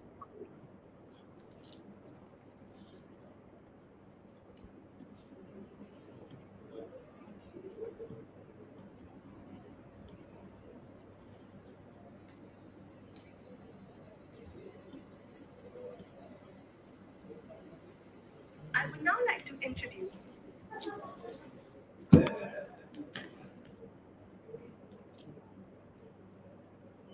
like to introduce Mr. Jitin Chawla, who is an MBA graduate from one of the topmost business institute of India, Faculty of Management Studies. He is the founder and director of North India's topmost career counseling and study abroad firm, Center for Career Development, which is located in Delhi. For 5 years, he has worked with multinational companies like ICI and North India's largest media group like Hindustan Times, till he discovered his knack for entrepreneurship. Now, with the aim of providing simple but detailed and scientific career counseling, Center for Career Development started on its own journey of transforming the lives of talented students by guiding them on the correct career path. Mr. Jitin Chawla is also a member of National Career Development Association, United States of America, and actively participates in international conferences in various countries. I would now request Mr. Chawla to take over. Great. Thanks a lot, Shibya. Thanks for introducing. So, guys, let's talk careers. Let's understand what is happening. First of all, when I'm seeing jobs, and I had a parent here who initially was an IT guy, but then finance and right now HR. So there's a lot of amalgamation happening. Yeah. So if I look at, like, come with me to, let's say, a McKinsey or a Deloitte's office, you'll find there are people who have done law, engineering, economics, management, maths, all doing the same job. I hope I'm communicating to you. So the way of jobs is changing dramatically. Yeah. So I 3 days back I talked to a data scientist. Now this data scientist has the responsibility of business also. Why? He's working with an ed tech company. So every hour he's seeing how things are going on, like how much, what has been sold off, and so on. Yeah. So this is his job. So because he's checking out every hour, so he can direct advertising funds to one particular thing, to two particular thing, and so on. So a data scientist is leading him to marketing.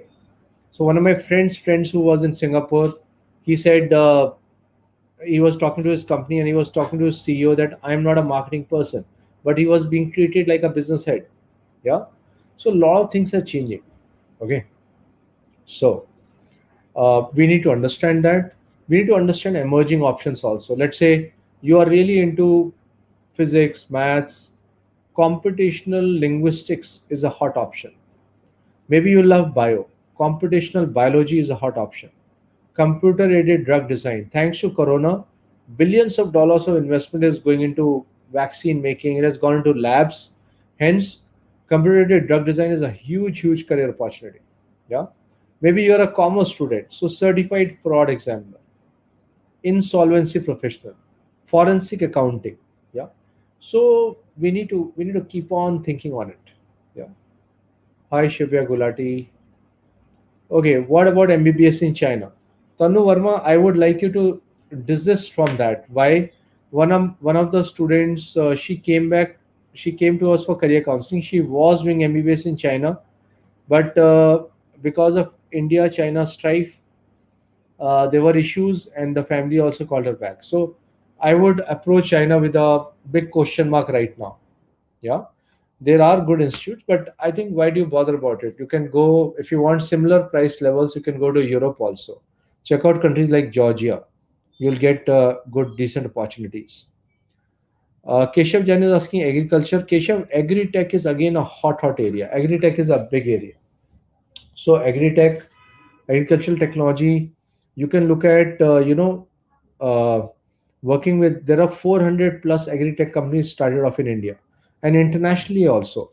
Last year, I remember I was at the BET show and I met up with people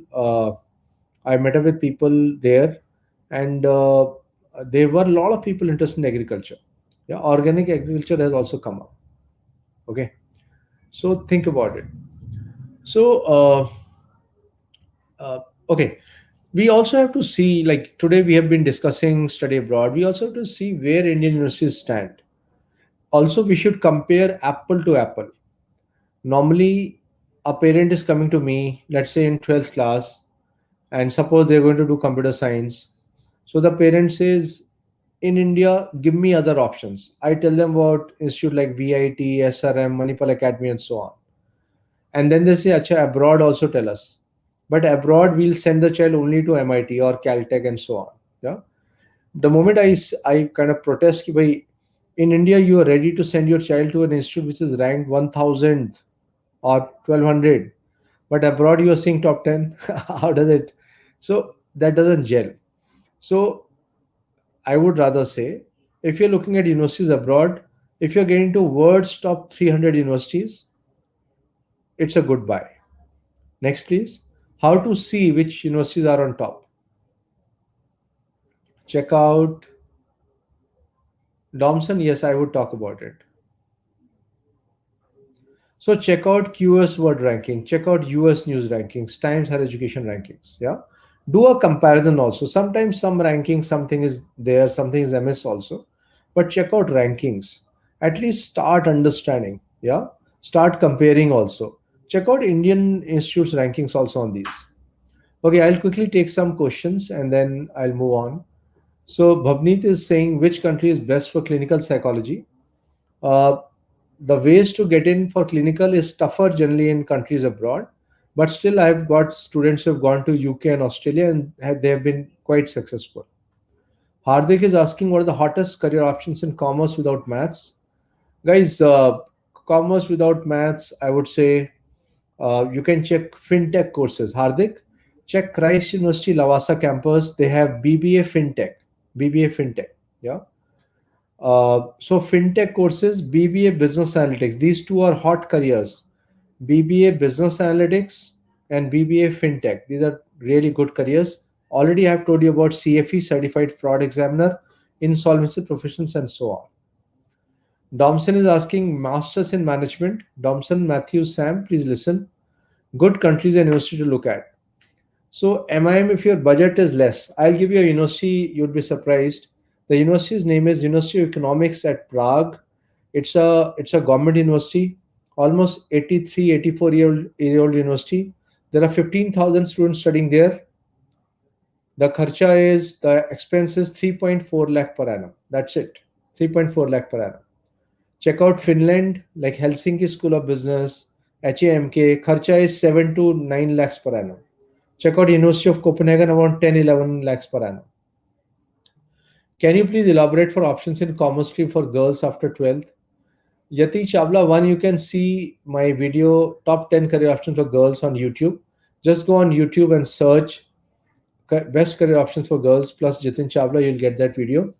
But still, I'll tell you right now, for commerce, for girls, I've already told so forensic accounting, if you're interested in accounting, fraud examiner, insolvency professional, BBA fintech, BBA analytics. So these are the same. Divine Blaze, I'm willing to pursue accounting from New Zealand. It is a good option. Which country is best to pursue event management as a career? Any country, because everywhere it is there. Germany, Swasti area is very good for masters in computer science. Yes. Check out Swasti, check TU9, TU, Technical University 9, top universities. Which countries and universities are best for management? Which countries and universities are best for management? So you can check out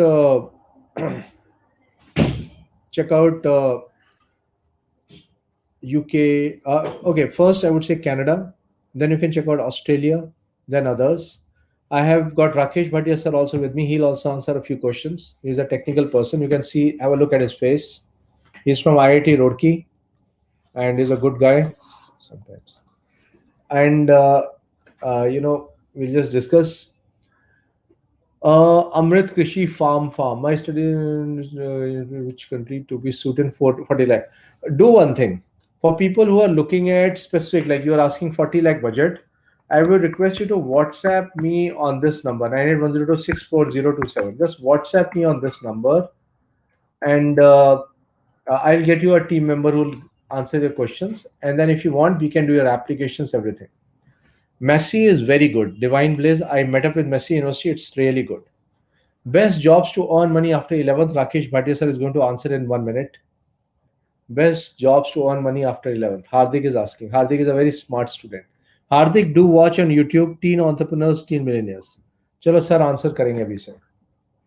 Which country is best for studying journalism? India. UK में भी चल जाएगा. Is Indian Industrial and Organization Psychology degree valid worldwide? Yeah, it is valid. Yeah. जी तो ये क्या questions है? हार्दिक पूछ रहे 11th में कैसे वो करेंगे, कैसे पैसा कमा सकते हैं 11th में? अभी से कैसा पैसा कमाएगा हार्दिक?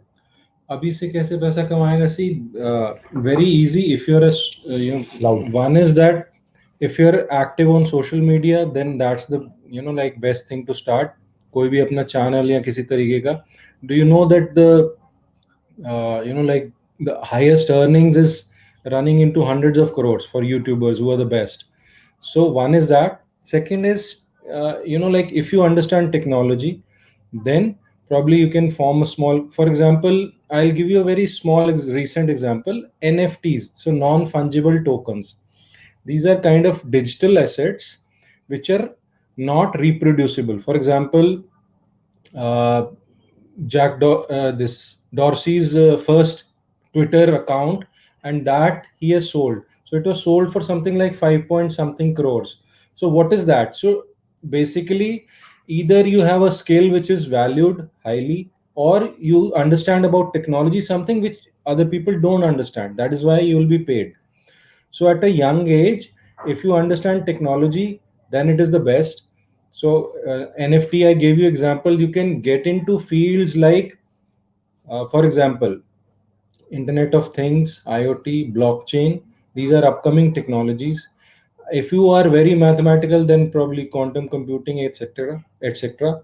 So get into these fields, new fields, wherein you can make a lot of money quickly. So the thing is that you'll not go looking for jobs mainly, like, see, people have this mentality कि मैं job अच्छी लग जाएगी. That is something different. That's a different ball game. But if you want to earn, so you have a skill which is technical, highly technical, that you can use on social media or on social platforms. A lot of money is being made every day by people who have been at it, that you can do. So these are my suggestions. Anything else you want to ask? Yeah. So we'll just take on more queries. Full timeshare marketing. Timeshare marketing, I don't really feel will enable so much. It's a full time job actually, which you need to look at. Mayank Istutwal, if you want to settle in Dubai, like hospitality courses are good. Check out an institute. It from Switzerland. It's based in Dubai, so you can do a 1 year course from there, and they will help you get jobs. 1 year में भी काम करते रहेंगे. Internships अच्छा रहेगा. There are some trading sites which we should invest on them or not. This Rakesh will tell because he keeps on doing that. Sometimes in office also. I'm beating him right now. I'll charge you money for that.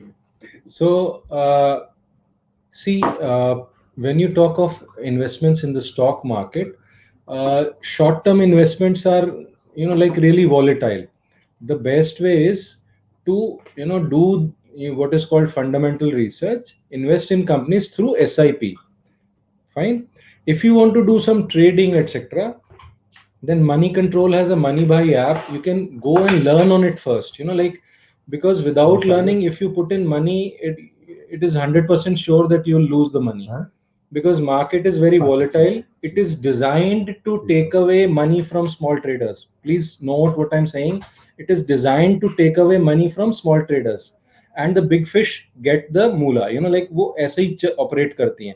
So you have to be very careful. You have to understand things and then only invest and trade. Yeah. Do some NISM short-term courses are there available. You do that.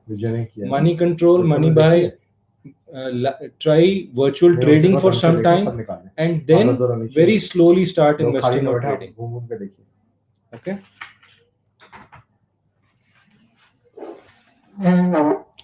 Great. Of course, Cornell University is a good university. It's an amazing university. Mass media and UG and MBA in marketing. MBA, might not be easy for you to crack the entrance, like if you are away from maths for so much time. New fields in political science, you can look at international relations, Niharika. In fact, I have just after me, Shagun is speaking. She's a person who did Paul Science Honors from Delhi University, did her master's in global affairs from Columbia. She's just going to come in. Just stick, guys. You'll love that. You'll love what she's speaking. Yeah. So she's just going to come after me. Almost another 10-12 minutes she'll come. Okay. So I'm just showing you some few careers we can just share. Anyway, Ritu Sharma is asking which foreign country is best suitable for engineering for girls. I mean, all the top countries are pretty good. Somehow, girls have gone and done well. I mean, boys or girls, it doesn't really matter. They're safe countries. So I would definitely talk about Canada, US, Australia, UK, European nations. So if you are interested, you can also look at Finland. We have been sending children to Finland also. We have sent children to Netherlands. Netherlands again is good. In fact, 3 years back, I had traveled across US and Canadian universities. So kinesiology is something which really came up. It's a course which focuses on understanding muscle structures, understanding gym injuries, gymming, yeah, So 4-year course typically. So in fact, I had gone and seen the facility at University of Waterloo also. They were really tom-tomming it up. Isha Jain, Masters Abroad in Analytics, you'll have to specify which country where, like generally it's difficult to answer, but any top university would have analytics today. Divine Blaze, without maths, you can do accounts. बिल्कुल difficult नहीं होगा. It is not difficult. It's a misconception that you need maths for accounts. Vijeta, I like why Ashoka is better than DU and IP, because somehow they built up that kind of faculty, the kind of infrastructure, the teaching learning experience, which an old government university is not able to match. Which hot courses you can do while doing graduation? So, depending on your interest, first of all, you should take up internships. Second, you should take up a few online courses of interest. For example, finance, HR, marketing, international relations, international trade, and so on. Okay, yeah, they're just coming. Nipajan is saying what we should pursue after graduation, master's degree or PG diploma. Uh, ideally, you'll have to check Nibha which country you want to go, because some countries, if you're going for 1 year, they might allow you a visa for 1 year or 2 years. Some places you go for 2 years, you are allowed visa for 3 years. So depending on how you want to plan it out, they can. Rohan is asking, where have you given details of esports? Rohan, go on YouTube and search Jitin Chawla plus esports, you'll get it. Hardik, understand which area you're interested in and then build up content. If it can be food, it can be something else. So understand which area you're interested in, then you can build up. Sunaina, if you want to check out our US universities, so Shagun is just joining us. She'll tell you after 10 minutes. I'm just speaking for 10 minutes. Okay, let me take you guys to some other emerging careers. Next, please. Next, please. Can you run the PPT, guys? Okay, like you can see, these are some courses we just took out because people keep on asking us. After 12th, Bachelor of Science in Artificial Intelligence. Of course, in India also now, IIT Hyderabad has BTech AI. Yeah, so a similar course. You want to do automotive technology, so this is a TU. TUs are the top universities in Germany. Then this is psychology plus language at UCL, which is in London. Yeah, food sciences, robotics directly. So we are just giving you examples of what kind of courses can emerge. Next.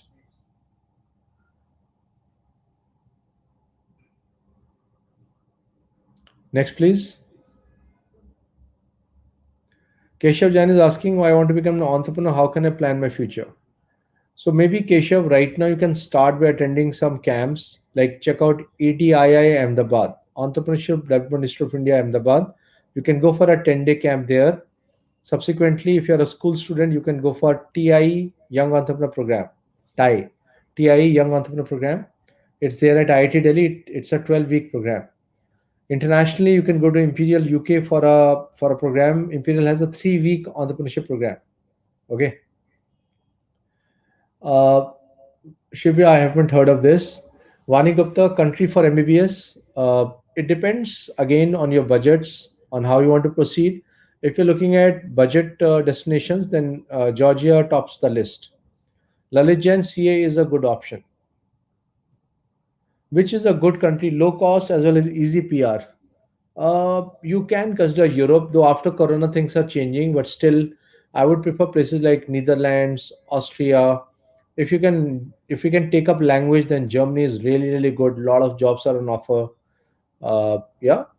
So otherwise, like Canada, Australia are two countries where a lot of people have gone in for PR also. Vijeta Bhatia, it depends on your exposure. I know people from DU who have done well, and same for IP or private universities also. Depends on what kind of internships you do, any projects, any research. So you can talk to us.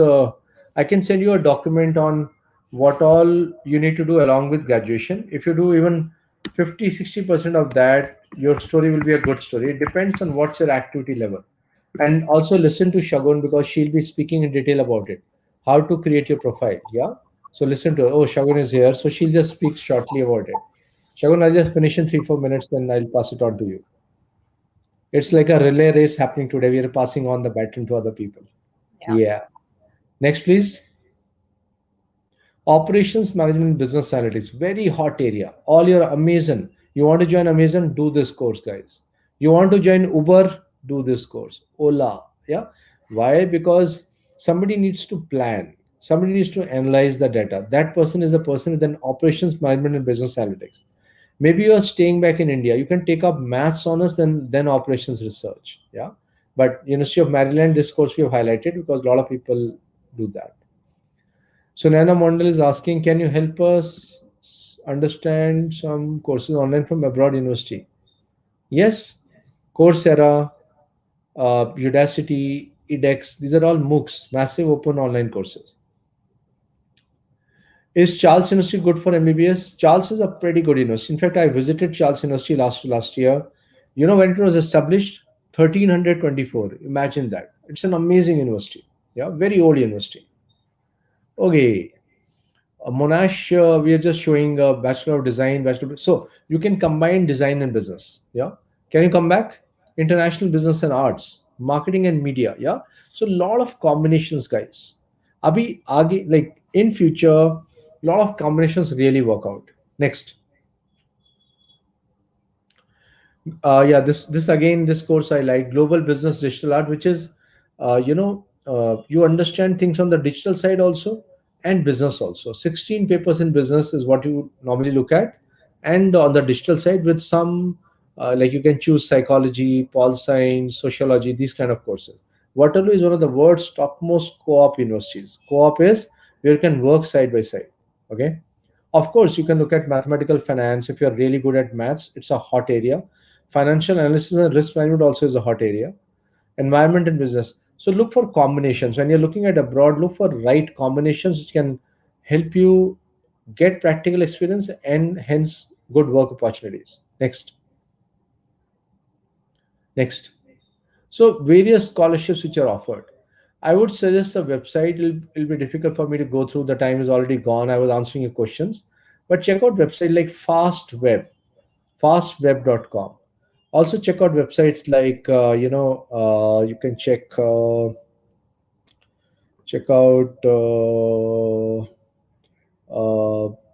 studyforbuddy.com. Yeah. So these kind of websites you can check and take this thing. Prince, I would let Shagun answer this. So, guys, we will just move on to the next this thing. Uh, I just highlighted emerging options before you, as well as some countries, and now we have Shagun Sethi with us. Shagun. And I would now like to introduce Shagun, who is a consultant for corporate social responsibility and business and human rights. She is also a research fellow at Leading Cities, wherein she is publishing her work on the role of gender in urban experiences. Shagun is the director of global leadership at One Shared World and has been recognized on India's A list for her work in global leadership and development. She has a master's degree in global affairs from Columbia University, where she studied on a merit fellowship. Prior to that, she studied political science and sociology at the University of Delhi. Shagun's interests lie at the intersection of social development, globalization, and business. Hi, everyone. My name is Shagun, and thank you for that excellent introduction. Today, I'm going to be talking to you a lot about the study abroad process, what all is required, why it is life changing, and the different things that make up this entire journey. Um, a lot of you asked about how you can pursue a post graduation after doing an undergrad in DU. A lot of you also spoke about PhDs. A lot of you are here, obviously, for undergraduate understandings. And so I'm going to try and answer as many questions as possible. I've prepared a short presentation, which I'll get through, and then I will be happy to take up any and all questions. So to begin with, I think the first thing that we need to think about is why is it that people apply abroad, right? Like, why is it that you should spend your money and go abroad to study, whether it is for your undergraduation or whether it is for your master's? And the reason is because of, I think there are a plethora of different things, but there are 3 or 4 important parts. One is that studying abroad offers you a wide spectrum of courses that you can do without really having to specialize in one particular course. So for example, in Delhi University, you have to study political science for 3 years to get a degree in political science. Whereas if you study the same thing in the US, you can do political science, philosophy, physics, astrophysics, aeronautical engineering, and then also still graduate with a degree in political science. So you get exposure to various fields and various subjects, which is very, very important and very, very special as you're growing up and as you're gaining skills. Because I think that when you study, the one and most important part of an education abroad is that you're trying to gain a toolbox, right? You're trying to create a toolbox. And those tools are the tools that you'll need when you eventually start working in the real world, right? And so the question is, how are you building that toolbox? And that's something that you need to ask yourself constantly. Like, how are you building that toolbox and constantly growing when you apply for programs, for your master's, for your PhD, for your jobs, for whatever it is that you want to do? And so that's something that I would say that you must keep in mind. The other benefit of applying abroad and working abroad or studying abroad is that you get a lot of practical exposure, not just because you can do internships and work in an international setting, but also because you get this kind of experience of studying with people from different countries, from different backgrounds, and understanding what their stories are. A very important part of education, a very important part of growth is the fact that we learn from people around us. And when you're stuck in your own home country, you're only learning from people around you. When you move and you travel, you're learning from people from across the world, which I think is a very, very special thing, because then you get to learn and read about what are the different things that people find important, what are the different things that people think need to be prioritized, and how is it that you navigate the workspace when you grow and when you're actually in those offices taking those decisions. The third thing that I think is very, very important and helps when you're either doing your undergrad or master's is this kind of self-development that takes place. And that's not just because you're living alone and you're living in a city where you have to take care of yourself, you have to understand finances, you have to understand investments, you have to take care of your taxes, so on and so forth, but also because you are constantly challenging yourself. You're constantly trying to grow, trying to fit in, trying to take as much as you can from whichever city it is that you're going to study in. And this is true whether you do a master's or an undergraduate degree abroad. Especially if you're doing an undergraduate degree abroad, you go to study at a very young age, right? You're going right after high school. And so the kind of experiences that you're gaining are constantly helping you grow and constantly helping you increase your skill set. And like I said, build that toolbox so that when you're in the real world, when you're trying to work, when you're trying to kind of, exercise whatever you've learned in the workspace, you try to grow, and that helps a lot when you go abroad and study. Can we move to the next slide?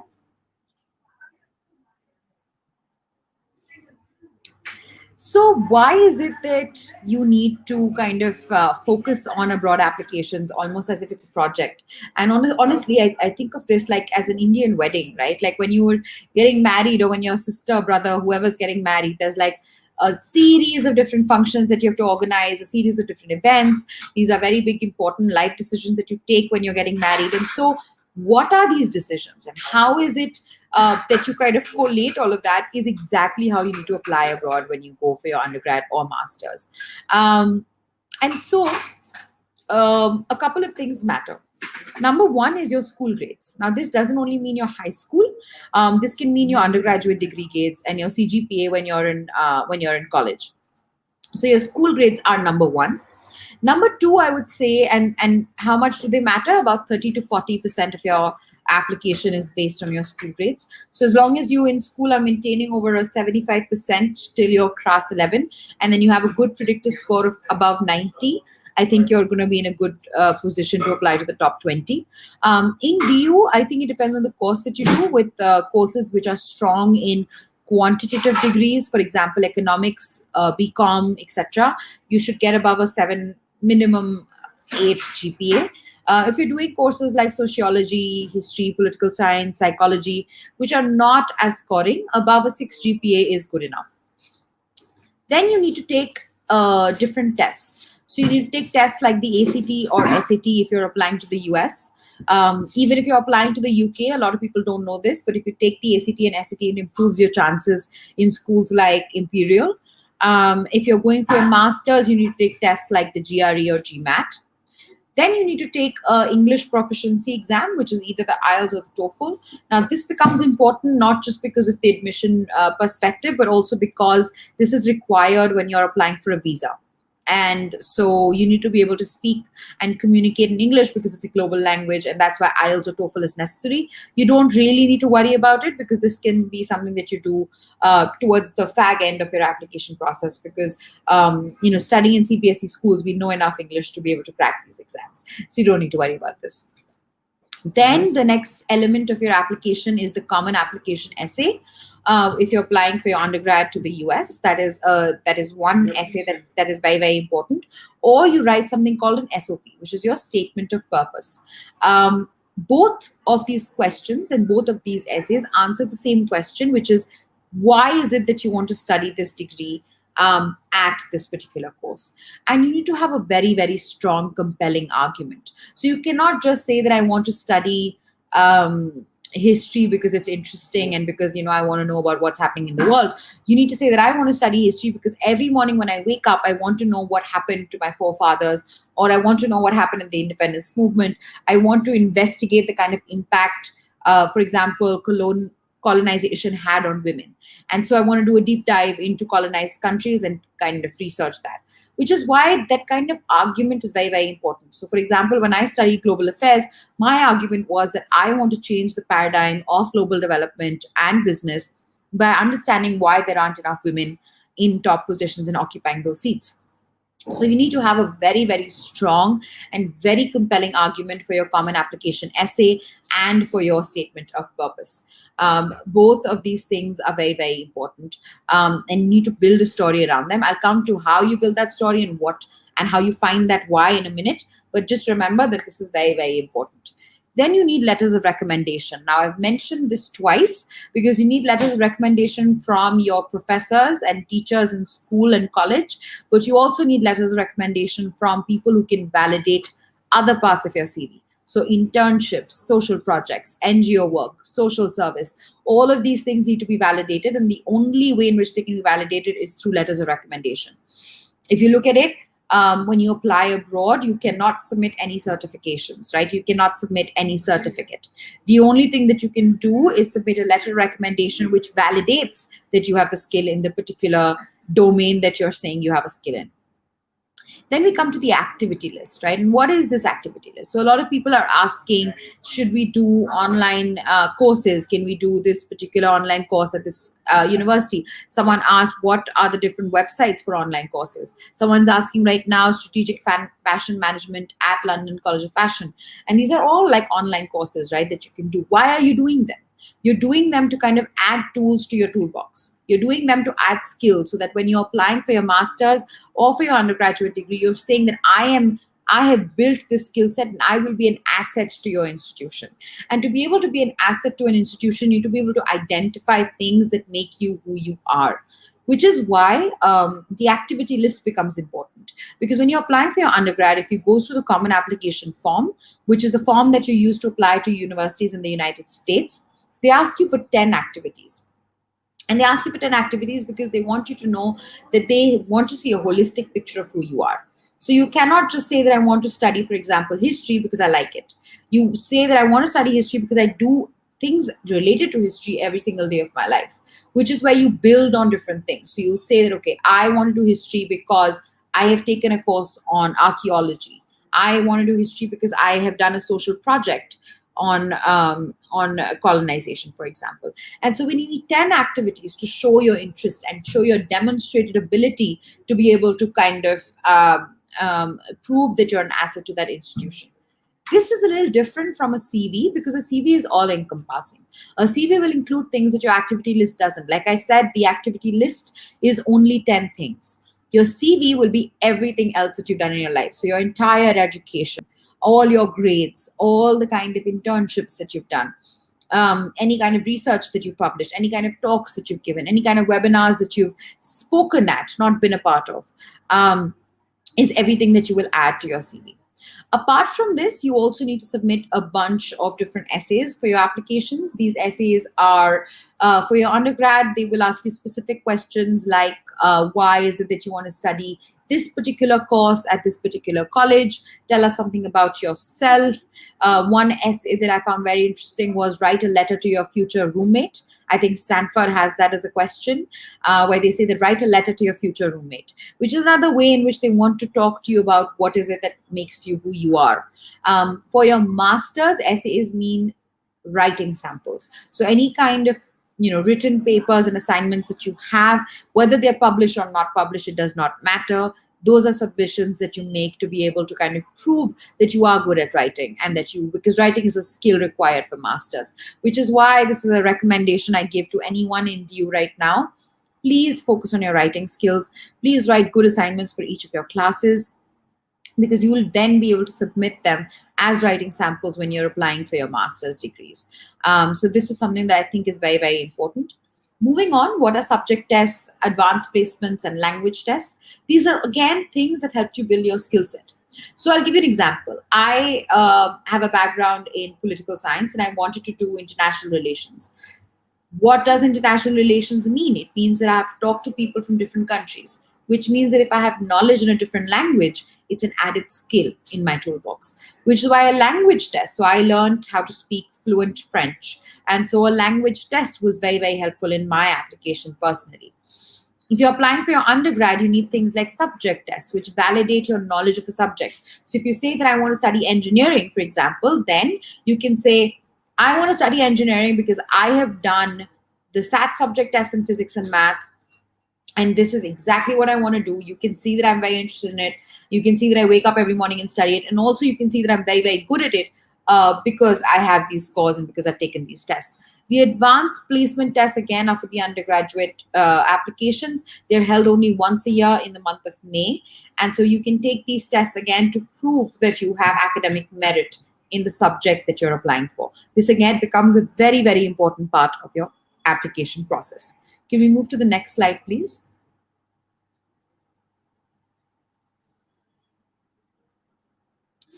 So in very brief, I explained these tests, but I'll go into a bit more detail here. So you need to take either the SAT or the ACT when you're applying to the US. These are sometimes required by other countries as well. India too, for example, Ashoka University has started asking for the SAT or ACT. What is the difference between the two tests? The SAT is a 1600 mark test, which has two sections. One is English, one is mathematics. The math is doable, the English is not, just because we are not trained as Indian students to read that kind of literature, which is why I recommend the ACT to everyone. The ACT has 4 sections. One is the math, one is English grammar, then there's English literature, and finally, there's a science section. I recommend this to everyone, including students from humanities, only because the science is very, very doable. The science is not something that's, like rocket science. It's not astrophysics. It's very doable. It's very data analytical. It's very just analyze graphs and understand histories and geographies of data that exists, which is not difficult at all. English grammar is also very easy because grammar rules are very easy to learn. And obviously the math is similar to the SAT. So I think ACTs are more scoring in that regard. I spoke to you briefly about the IELTS and the TOEFL. These are, again, English language tests, which you have to take not only to get into your program, but also to be able to get your visa. So these are required by everywhere in the world. These tests you can take at any point. They have tests all across the year. These are not very difficult to study for them. You just need to listen to the CD that they give. So when you register for the IELTS from the British Council, they give you a CD with English language, for example, listening tests, and also like a workbook. Just do that workbook and you'll be fine. Individualized entrance tests by universities depends on the university. Sometimes they have tests, just like IITs in India have the JEE. Some universities, for example, King's College also has an entrance test. which I'm aware of. Imperial, for example, has an entrance test, but these are very few and far beyond. So it depends on the college that you're applying to. Language tests, like I said, German, French, Spanish. These are all assets. Being multilingual in today's world is a very, very big thing. It helps you apply for not only the kind of courses and degrees that you want to do, but also adds to your toolbox that I was talking about earlier, because it's a skill that you'll be able to communicate with different people from across the world. Finally, like I said, the advanced placements, these are optional. These are offered in a variety of subjects. So you have advanced placements in biology, in world history, in English literature, in math, in physics, chemistry. And so these tests also are there to kind of show that you're good at a particular subject and a particular skill. Can we move to the next slide, please?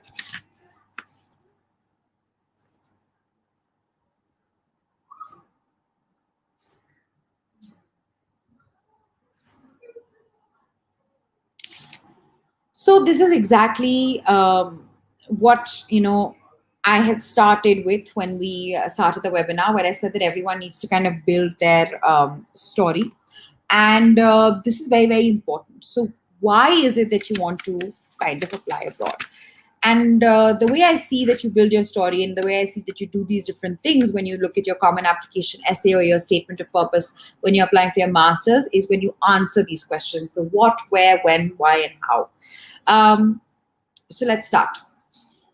When we start with the question why, you have to define your purpose. So I want to study global affairs because, and then define your purpose. Because I want to change the way women are seen in international governance. Maybe that's my why. Everyone needs to have a why. I want to study engineering because I want to change the way airplanes function and prevent air crashes. That's another excellent why. So you have to define your purpose of why is it that you want to study a particular degree, because that gives clarity not just to yourself, but also to the institution that you're applying for. Then we look at the next question, which is what? So what do I need to do to be able to apply and to be able to give justification to the why that I just mentioned? You need to list down your action items. So you need to build a CV. You need to do a bunch of internships. You need to build a profile. And I'll talk to you a bit more about how we build that profile in a minute. But you need to kind of build that profile by identifying the what of your application. What are the action items you need to take to be able to be a successful applicant? The next question is how. This is where you have to kind of form and create a unique set of deliverables. So why I say the word deliverable is because you cannot just say that I'm interested in women's rights and then go to sleep. You need to be able to create deliverables which prove that you're interested in women's rights, which prove that you have an interest which is beyond your academic setting, which is beyond what you've been taught in school. And so a deliverable, an excellent deliverable would be a research paper, for instance. And so that's something that I would say would really, really help you with your profile. The next thing that you answer is when. And that's why you need to be able to define your timeline. So, for example, we've identified why you want to study. We've identified what you need to do to be able to study that. We've identified how you need to do that by creating those unique deliverables. And then the next question is, when do you do it? Which is why you need to have a clear timeline of your application process. This includes your summer vacations, winter vacations. When do you have to take breaks? When do you not take breaks? When is it that you can take different tests? So for example, if you're applying for your undergraduation, how do we schedule the ACT? When do we do a social project? If you're applying for your master's, when do you do your GRE or GMAT? When is it that you're going to do different internships? These things become very important, which is why you need to be able to identify your when and create a timeline for yourself. The last question there is, where do you end up? Which is where you have to be able to create a point where your end goal is. I'm not saying only have one dream university. I don't believe in that. Please don't have one dream school, because schools also want different things from different people. What I mean by, by defining the end goal, it is that you create that end result that you want to get into the top 10 in the world, or you want to get into the top 20 in the world. And so define those goals. I'll move on to the process of applying, and I'll talk to you a little bit about how to build your story, Geeta, in a minute. The process of applying includes different things. One thing is that you start by choosing your program, which is where you need to be able to choose what is it that you're applying for. Like I said, whether it's history or gender or art, that's the first question that you have to start by answering. Then you choose the right fit. Not all colleges are good for all different things. So, for example, I may not be an excellent student for Oxford because Oxford is very focused on research. And I am not someone who likes to spend that time doing research. So choose the right fit of universities for you, not just the right fit according to the world. Then you need to get your documents in order. These are your CVs. These are your letters of recommendation. These are the different forms that you need to fill, like it's written here, filling out your university form. So creating that kind of list of different things you need to do is the next step. Then you need to send your test scores. So for example, if you've taken the GMAT or the GRE or the ACT, whatever it is, how do you send those scores to the universities? Then sometimes some universities call you for interviews. So you might have to sit for a couple of interviews. You might receive some conditional offer letters wherein they ask you to score a certain number in your IELTS. They might ask you to, for example, get a certain grade in your school or in your college, so on and so forth. And then you get your final offer letter. So that is, in brief, the process of applying. Can we move to the next slide? Okay, so before we move to the next slide, I'll just talk a little bit more about the questions that some people have asked. Someone's asked, please give sites for international scholarships to the UK and Canada. Go to the British Council website. That's the first place to begin. They have a list of scholarships available for Indian students. The UK, for example, has a bunch of Commonwealth scholarships because India is a Commonwealth country. So that might be something that you might be interested in. Apart from that, university websites also have a bunch of different scholarships available for individual students. So make sure that you kind of scan through those university websites and do a deep dive to be able to find those unique scholarships because, they're hidden. So when I went to Columbia, I was on a merit fellowship, and that was only because I kind of went through the entire website and did a lot of research. Someone's also asked that is it possible to get scholarship from leading brands if you're doing strategic management from London College of Fashion? Of course. Are you only going to get the scholarship because you've done your strategic management from London College of Fashion? No. Do you have to create an entire profile to be able to get that scholarship? Absolutely. Which is why profile building is a process and not just a one-off solution. You need to be able to have a long story. You need to be able to connect the dots when you finally apply. Which is why this application timeline, when I was asking that question of where and how do you fit it into your schedule, this timeline is very, very important. When you begin the year, you have to start by doing your application prep. So you have to get your CV in order. You have to identify the gaps in your approach. So for example, some students do not have things like internships on their CV. So we identify, okay, these are things that we need to do. This is the list of 10 items that we need to kind of focus on. Then after that, you begin applying in September. In January, you will receive your conditional offer. In May, you accept the offer. And in August, you fly off to college. So that's kind of the process in brief. I'm happy to take any and all questions now. Someone's asking, what all should we do in college to get to LSE for economics? That's a very tough question because there's a bunch of things you need to do. Off the top of my head, please do internships. A lot of DU students, what they tend to do is only wake up in the third year. So please do internships throughout your 3 years. If you want to go immediately after your college, so you need work experience. That's number one. Try to work part-time if possible because that also adds to your kind of work experience. Apart from that, please do research. Reach out to your professors and ask them if you can be research assistants in DU. A lot of professors do allow that, so try to do that as well. Apart from that, I think for LSE economics, you'll have to give your GRE. So also take a mock GRE to be able to plan out when and how you can take the test and how prepared you are to do that. Someone is saying, can you elaborate on the process of PhD admission, number and names of tests one has to go? That's again a tough question. PhD applications are a whole new game because a PhD you're only doing because it's a 4 to 5 year commitment at the least. So when you apply for your PhD, you need to be very clear on what you want to study and why you want to study it. So you cannot just say that I want to do gender, full stop. It has to be that you want to study a specific thing in a specific person and then set your application. which is why you need to identify the college that you're applying to for your PhD. So most PhD students don't apply to more than maybe 5 universities, and they identify the different departments that are doing research on what they want to research on. So for instance, if I want to do a PhD in I don't know, let's say human rights for women who are victims of domestic violence. Let's say that is what I want to do by PhD in. Then my next step is going to be to find colleges that have programs that are doing research on women who are victims of domestic violence. And then I will reach out to those professors, tell them my statement, tell them that this is what I want to research, this is my method, and that's when you can apply. Which is why you need to be able to kind of set that goal from the get-go before you begin the process. Someone is saying, is settling in Germany difficult? It's as difficult or easy as it is anywhere else in the world. The only difference is that Germany is, of course, a German-speaking country, so English is not the first language. That is something that you have to keep in mind. But I don't think anything is difficult as long as you want to do it.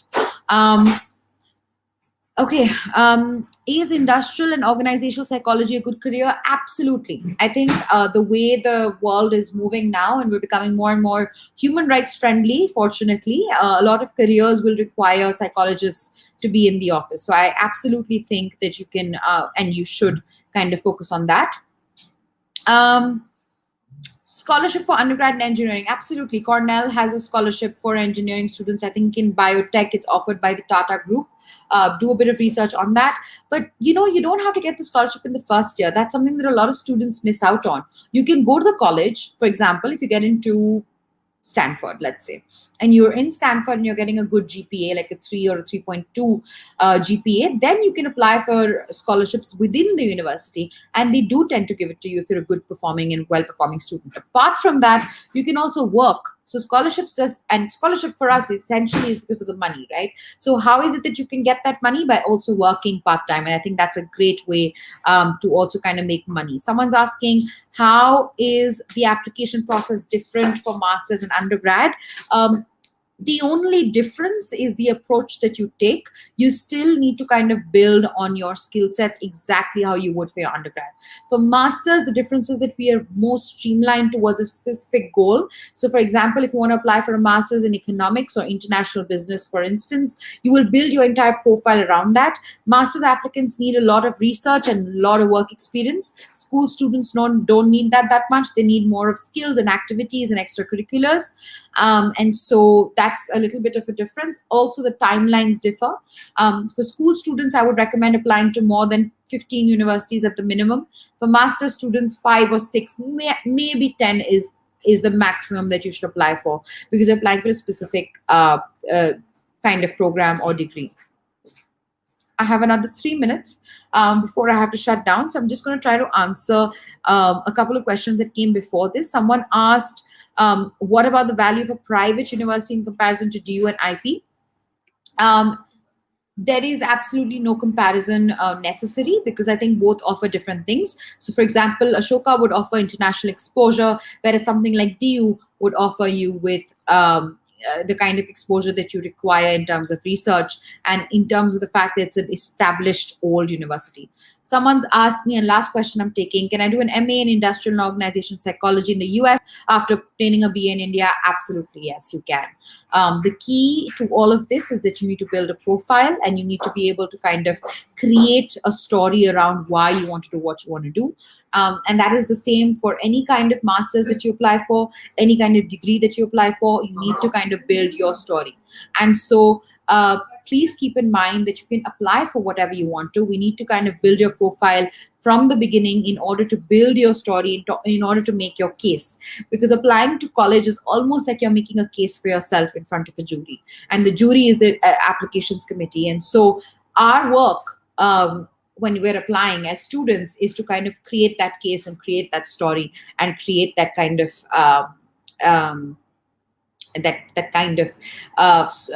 reason why, and a strong reason why you want to apply to a particular program, to a particular college.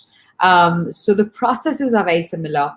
Please start by identifying your what, where, when, how, why, and create that as a chain of understanding. I hope I was able to answer all of your questions. You can reach out to me directly on the number provided before the slide for anything and everything else. Thank you.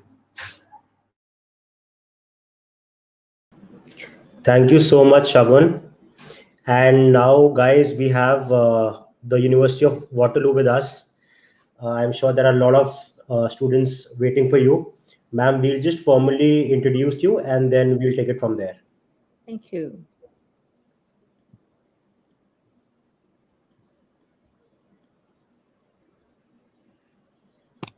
And now we have Ms. Karuna Osman, who is working in international education since 1997. She has been providing various services to Canadian post-secondary institutions and school boards, elementary and secondary, as well as to foreign students abroad. She specializes in international student recruitment, building international relationships, corporate, institutional, and alongside with governments, consulting services, and marketing analysis. Good morning, and literally a good morning from beautiful British Columbia. I see that my colleagues from various other organizations have very nice presentations, and I just want you to know that I don't know if the presentation was sent for me or not, but I usually don't require a presentation. I do have one. If I can share it, I will be able to share it. Otherwise, I will present just as we are speaking to each other. If there's a Sure. presentation, we can get started. There's no issue. Right. So, ma'am, we do have couple of questions for you, but in the meanwhile, if you would like to start off with your opening remarks as to what you do, like about the university, the life in Canada. So Yep. No problem. Yes. My name is Karuna Osman, and I was born in India and went to Canada at the age of 19, not just 19, and studied at University of Alberta for 9 years. I also studied in a couple of other colleges, and my background is varied. I taught school for 30 years. I was a director of education, and then went into doing work with universities and colleges promoting Canadian education. I've been a Canadian for 50 years. That makes me 70 years of age, and I'm not ashamed of that. And I'm going to talk about various things, and my colleagues have discussed extensively how to do your application, what things are important. I'm going to focus on a couple of universities here, and let's start with University of Waterloo. I represent University of Waterloo. I'm their employee, and I am dealing with undergraduate programs and a couple of graduate programs that I can assist you with. Now, we have a method of doing this presentation, and I'm going to talk about 5 key things with you. First of all, I'm going to speak about cooperative education. University of Waterloo's co-op program is #1 in Canada and one of the largest in the world. What is cooperative education? How is it different from internship?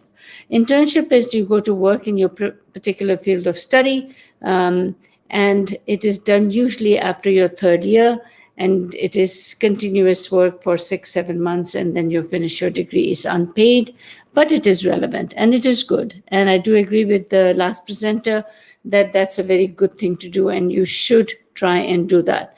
But let's talk about cooperative education. It is a sequencing of study, work, study, work, study, work, study, work, giving you 6 opportunities to work. And what do we do with this work? This is related to a field of study. For example, I'm going to do computer science. One of my jobs could be working at Google. One of the jobs could be developing a program with artificial intelligence, how to do testing. So whatever the things that you are doing, it also develops an interest in your subject matter, and you get market rate value for your work. So you can, between $90,000 to $120,000 make over 5 years. So it gives you experience, exposure to industry, and it gives you income. Now, is co-op available in every subject matter? It is mandatory in my engineering program. I'm in the top 50 universities for engineering, hardest programs to get into. Anything below 95% is not going to get you into software engineering, biomedical engineering, if you're doing computer engineering. If you're doing geological engineering, environmental engineering, 90 to 92% will get you in, because it is mandatory, cooperative education, And it also is a direct entry program. There's no general engineering at University of Waterloo. So if you're coming into University of Waterloo to do engineering, which is one of the programs that you will probably be looking at, you will find that admission criteria is hard, and there is definitely an interview process in the whole thing. Two things that were mentioned in the earlier presentation is your ability to write about yourself. We have in our admission process called admission information form. In that particular form, we are going to discuss such things as, what have you done? Have you done any Olympiads? Did you do any dancing, any music, any social services? What outside the classroom has made you who you are? So remember, your profile creation is an important part of our application. If you don't do that, AIF, you're not going to get into University of Waterloo. They're measured at equal level. Both education is important and your extracurricular activities are equally important to us. We want a balanced person. We want to make sure that you have the ability to divide your time into studies and having some fun, and making sure that you join clubs, that you take part in sports, that you have some interest outside. We don't want bookworms only. Now, the second thing to remember, that we have only 6 faculties and we sit at 155 in QS ranking in 6 faculties, whereas my colleagues from University of Toronto, UBC, have faculties over 20. And my 6 faculties happen to be arts, health sciences, engineering, environment, a standalone math faculty in which we house our computer science department, and a science department. We offer 100 different courses. 100 different courses.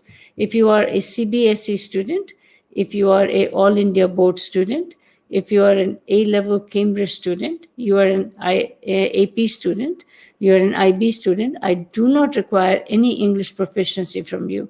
You do not need to give me IELTS, TOEFL, PTE, CALE. None of those exams are required.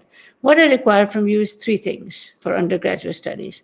Number 1, I require your grade 10 marks. I want to see your benchmark. How did you do in grade 10? I require your AIF, application information form.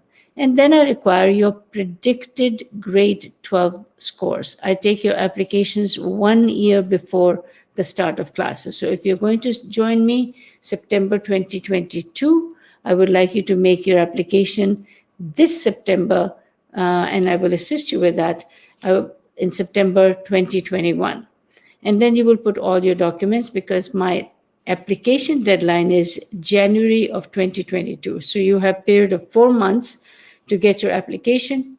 And then with that, you're going to get 1 letter of admission. And that letter of admission will be a conditional letter. It will state simply that you must attain a certain average before you can join. And if you don't attain that average, you are not going to retain your letter of admission. That letter of admission, conditional, is the only letter you need to apply for study permit in Canada. Study permits are offered on basis of few things. We have what is called the SDS program, in which you will be required to pay a 1-year tuition fee. You must, for visa only, not for admission, for visa only, you will provide an IELTS score of 6, no band less than a 6, and you will have a conditional letter of acceptance. And the visa is very easy. It is done online. 4 or 5 things. Make sure that you write well. Make sure that there's no section left unanswered. And visa takes, at this moment with COVID, 14 to 16 weeks. So as soon as you get your admission letter, you should apply for visa. Let's go to the next thing. Do we provide you housing? We have full resident. You can have a single room. You can have a room which is apartment style where you can do your own cooking, or you can share a room with your friend. With COVID, we had stopped doing double rooms because we wanted everybody to have their own room. Things are changing, and it looks like that we might be able to have face-to-face classes this September. We're trying very hard. It depends on your government, our government, and a whole lot of other things, whether this will be possible if it's under control. So continuing on with my presentation in terms of rankings, we are number 2 ranked in Canada in holistic ranking. When you look at McLean's, We are very high in psychology. There was a student asking about psychology previously. I would love to answer that question for you. How far are we from big city of Toronto? 1 hour and 15 minutes from city of Toronto. You can take Go bus, you can take Go train, and go to Toronto to have some fun. But guess what? City of Waterloo is in a region with 635,000 people. There's a lot to do within the city. It takes you a little while to get over the idea that you're not living in big cities like New Delhi or Mumbai, or there are no small cities as far as I'm concerned in India. They're all big cities. It takes you a little while to think, like, is it going to be lonesome? Am I going to be alone? Please don't worry about that. This is nothing that you have to be concerned, because there's a lot of people, there's a lot of activity, a lot of sports, and we have a lot of fun living in city of Waterloo. It has 3 institutions of learning, and we have double degree program at one of the institutions where you can do BBA with Wilfrid Laurier University, and you can do the second degree with University of Waterloo of Computer Science, or you can do BBA at Wilfrid Laurier, and you can do actuarial sciences at University of Waterloo. So there is math combination with BBA and CS combination with university with BBA. So please remember that double majors are available in many of our faculties. Please remember that we also encourage you to take some entrepreneurship courses, and we are known for integrating business into our programs. Earlier, there was a slide of programs that had been put by the gentleman, Mr. Jitin, I believe, in which he discussed some of our programs like Global Business and Digital Art. He spoke about environment and business. We have science and business, so you can integrate business into many programs. We have also flying schools, so you can apply for aviation program in environment and aviation and science and aviation. With 100 programs and 6 faculties, we have a whole lot of choices for you. We are Canada's most innovative university for 25 years, and we are known in the world for partnership with employers. We get you career ready. We get you ready to meet 7,100 employers in our job mine. If you're going into a master's program at University of Waterloo, some of the master's program require work experience, and this really helps you to build that part of the profile. I can talk a little bit about a program called Masters of Business, Entrepreneurship and Technology, a 12-month program in which you have an interview. Just to give you stats, 32 students registered in this program, and 23 received the call for an interview, and 8 got the seats. Very difficult to get into these programs because University of Waterloo is a very competitive university. So remember that when you are coming to a university of this caliber, this nature, your ability to perform well academically and your ability to do research is very, very important. Yes, professors do hire second, third, fourth year students to do research. One thing that is a little different from our other presenters, we do not accept 3-year degrees for any of our master's program. We have a whole lot of master's program, which you can look at, which from graduate studies and postdoctoral studies. It's easily just put it on the website, and all the programs will be listed for you. Most of the programs are non-funded. That means you have to pay fees, but there's funding available in the form of research assistantship, TA-ship, and also scholarships. Please, you'll have to check that out independently and write to gradadmissions@universityofwaterloo.ca. So gradadmissions@uwaterloo.ca will take you to that particular faculty to ask questions. I am going to, because I don't have a slide and I'm not sure why that happened, I could have sent the presentation in there. My number is 1-250-549-8193. It is a Canadian number. Please put plus in front and you can add me into your WhatsApp and send me your questions. I'm going to take some questions. I don't know where the questions are. I would love to take some questions. Your number. 1-250-549-8193. Thank you so much for the lovely introduction and your opening remarks. I would like to ask a few questions to you. Sure. Okay. So, how would you describe the experience of a student while pursuing their education in Waterloo? Uh, I would have to tell you that the experience is wonderful. We have the highest completion rate of students because failure rate is very low. And the reason for that is that the students have integrated work and research together in a university. We also students do combined programs with Stanford, MIT, Georgia Tech. There's a lot of research that goes on in certain kind of areas or project. A lot of our students go to work in United States in the co-op in the Silicon Valley. Our health sciences program is very high. 54% of the student in our health science program make it into school, medical schools, dental schools, masters of public health. We definitely engage students into work. Our idea is for them to actually get inside and learn about the practical aspect of it. So our dropout rate is very low. So that's a very good indicator for us. In some universities, dropout rate is as high as 30%. Ours is less than 6%. So that's a very big indicator for you. Okay. And what are the top courses available in Waterloo? Okay, so there are top courses available everywhere. Let's start with Faculty of Arts because of its double major, where a student can do legal studies and political science together, global business and digital art. They can do accounting and finance. So a lot of great courses. The key thing about my business program is math is not required, except for two programs.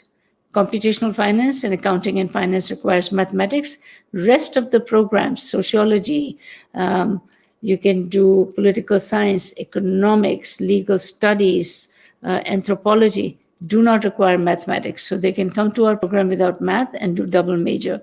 In Faculty of Science, physics and astronomy are a very strong program. Medicinal chemistry is a very strong program. Material and nanoscience is a very big program. Faculty of Engineering, we have the largest Faculty of Engineering, 2 architect program, architecture and architectural engineering. Architecture doesn't require chemistry. Engineering requires chemistry and physics and mathematics. However, we require a portfolio for architecture. Our program in environment, we are in the top 5 in Canada, so we have made an incredible difference in the environment section. And if you go into Faculty of Mathematics, largest standing faculty with double degrees, and you can do data science, actuarial science, computational math, so much choice, so many choices, CPA programs, very high programs. So the biggest one would be computer science, the hardest one to get in, and the biomedical engineering are the 2 very hard programs to get in. Thank you. Okay. How many nationalities in the campus? So 20% of our population is international, and we have students from almost 100 countries. So not to worry. 20% gives you an indication, but out of that 20%, China, India, Bangladesh, Pakistan, UAE are in the top 5. Okay. And what are the tests that are mandatory to apply for Canada? Okay, not for Canada. For Canada, there is only IELTS requirements. From India, which is the STS requirement. There is a test for University of Waterloo if you want to get into their math faculty, and that is called Euclid. And Euclid test will be held this year on April the 7th, and you should be challenging that. That's how you get your scholarship. And the test itself is math test, and it is looking at your acumen in mathematics because you're going into the Faculty of Maths. So if you're coming to CS, it'd be good to write that test and get a good score, because this is also a scholarship getter. If you do well, you will get a scholarship. Okay.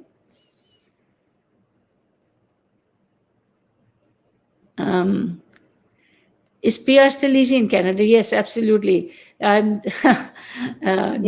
religious for Sikhs. I'm not a Sikh, but I do wear a symbolic Sikhism. Sikhs have settled in Canada in the 1800s and early 1900s. They were the biggest builders of roadways, etc. So they've contributed largely to Canada. Yes, there's a lot of North Indians in Canada, but there's an integration of all of India in Canada. Now, I'm from New Delhi, and I left in 1970, and there's a lot of my relatives and friends who are there.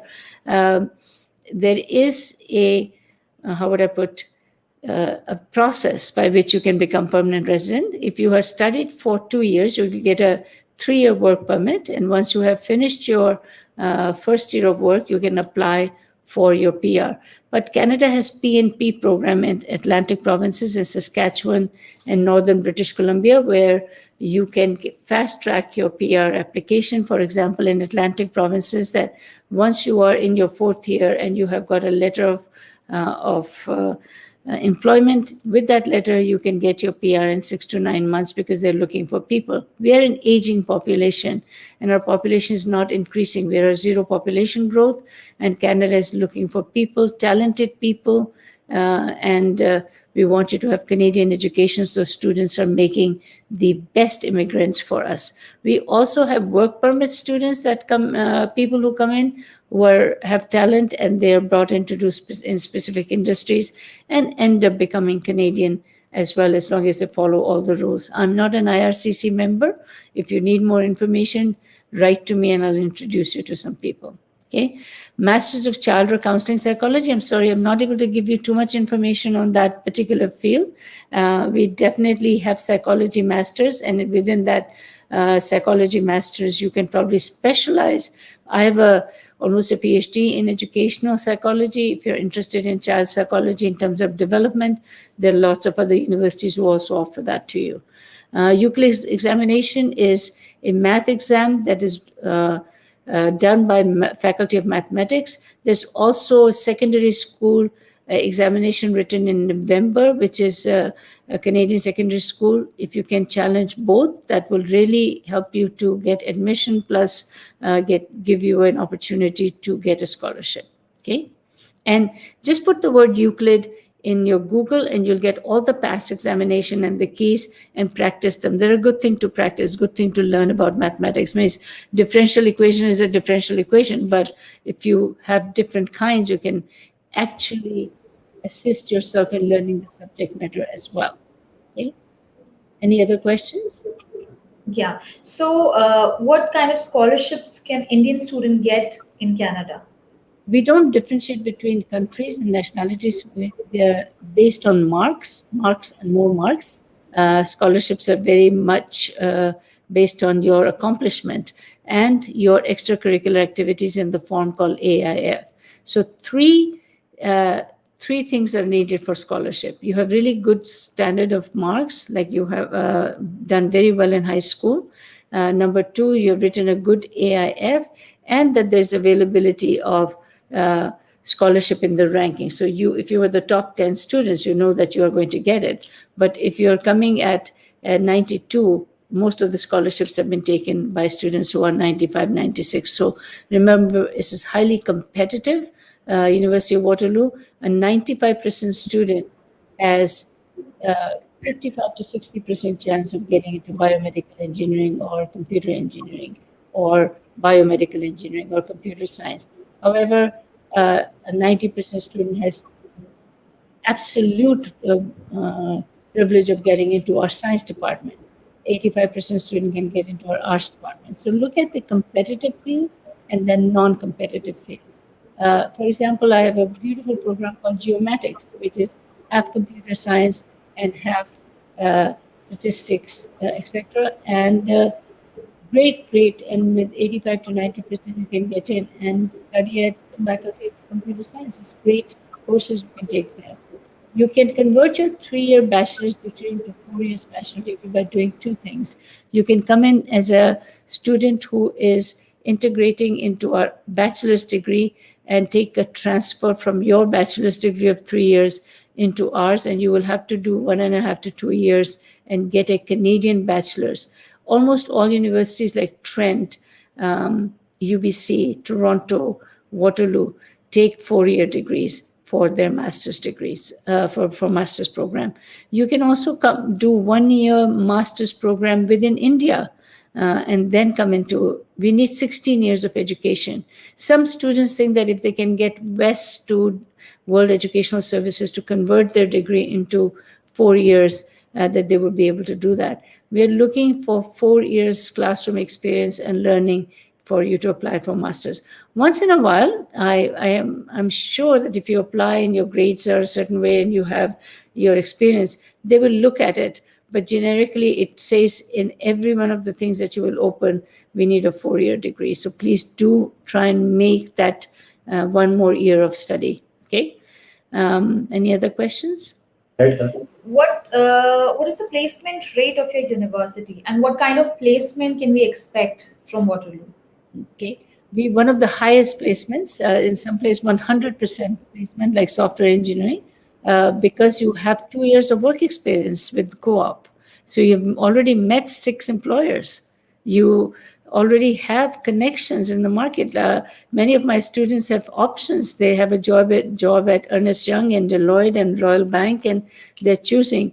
Some students take some time and they say, well, I'm going to take 4 months off and think about my choices. So you start to make your connections starting the first year, because your co-op begins in first year or after the third semester.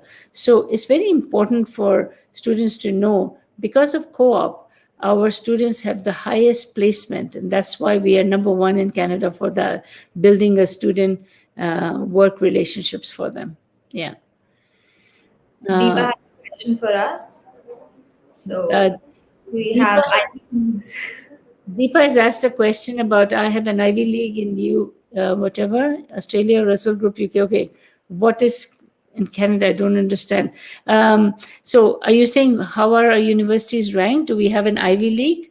To be very honest, we have a very small group of universities. We are I very guess it means that in each country we have a group of prestigious colleges. So in Canada, do we have? Yes, we call it U15. So if you put U15 in your website, you will get the top 15 universities, which include McGill, UBC, Toronto, Dalhousie, Alberta. I'm a graduate from Alberta, so very proud. My son is in University of Toronto. He's a doctor there. So we're very proud Canadians. But our universities are University of Ottawa, where my daughter is a professor. I'm just saying that this is important to know, that though those U15 universities exist, they are research universities. But then we have other universities like Acadia. You have other universities which are very important medical science universities like Memorial, great universities, Trent, great universities. So if you want to get some good counseling from me, I'm happy to do that for you. How much scholarship you can get through Euclid? Lots by my standards, but not lots by your standard, because the tuition fee is very high. Anywhere between 25,000 plus, you can get that from Euclid for the 1 year, first year, or divided over 4 years. You can also get the scholarship from the president. That is automatic. Every student is qualified for that particular scholarship. And then there are department scholarships that are based with Euclid. Okay. What is the admission criteria for UG in general? For Faculty of Arts, 85 to 90%, and for Faculty of Engineering, anything above 90% up to 100% for software engineering.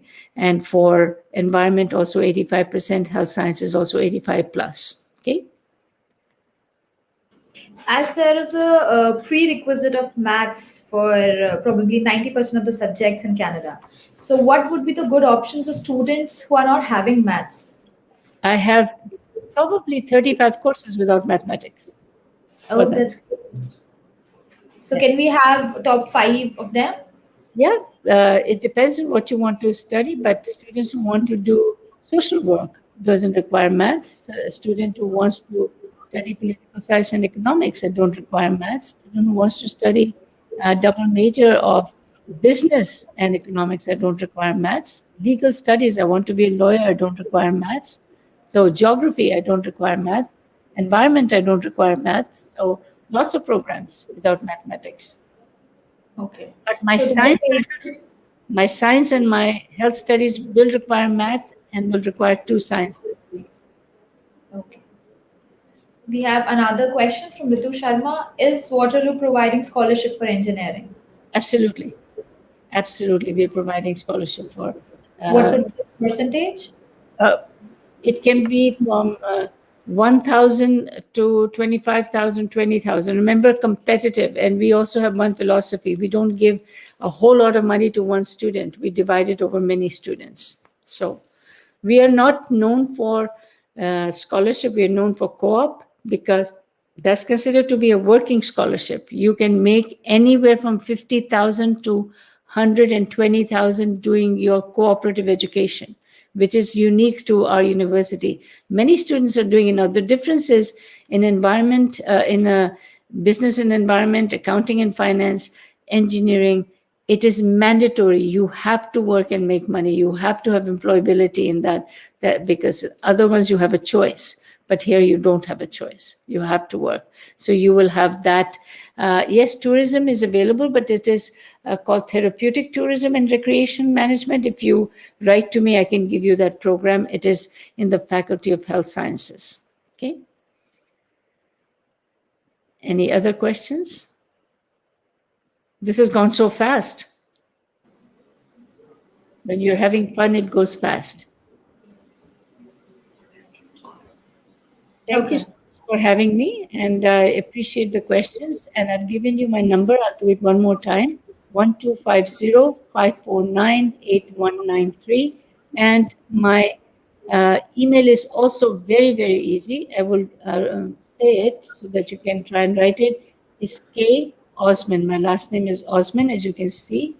K, first letter is K Osman, and all in lowercase, at uwaterloo.ca.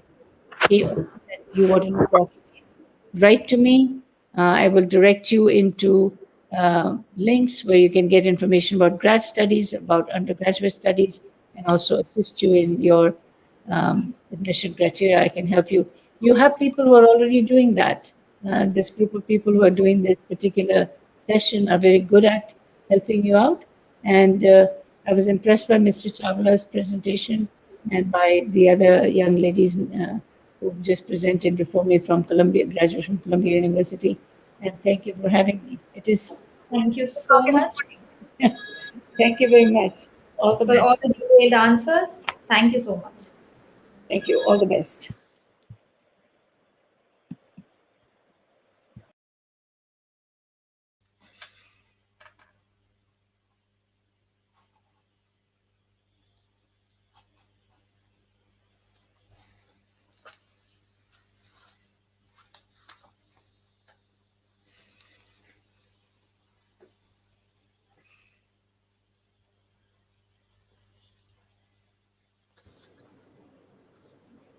And I would now like to introduce Harry, who says that he is living and breathing education and world exploration, not least through the 3 companies he has co-founded.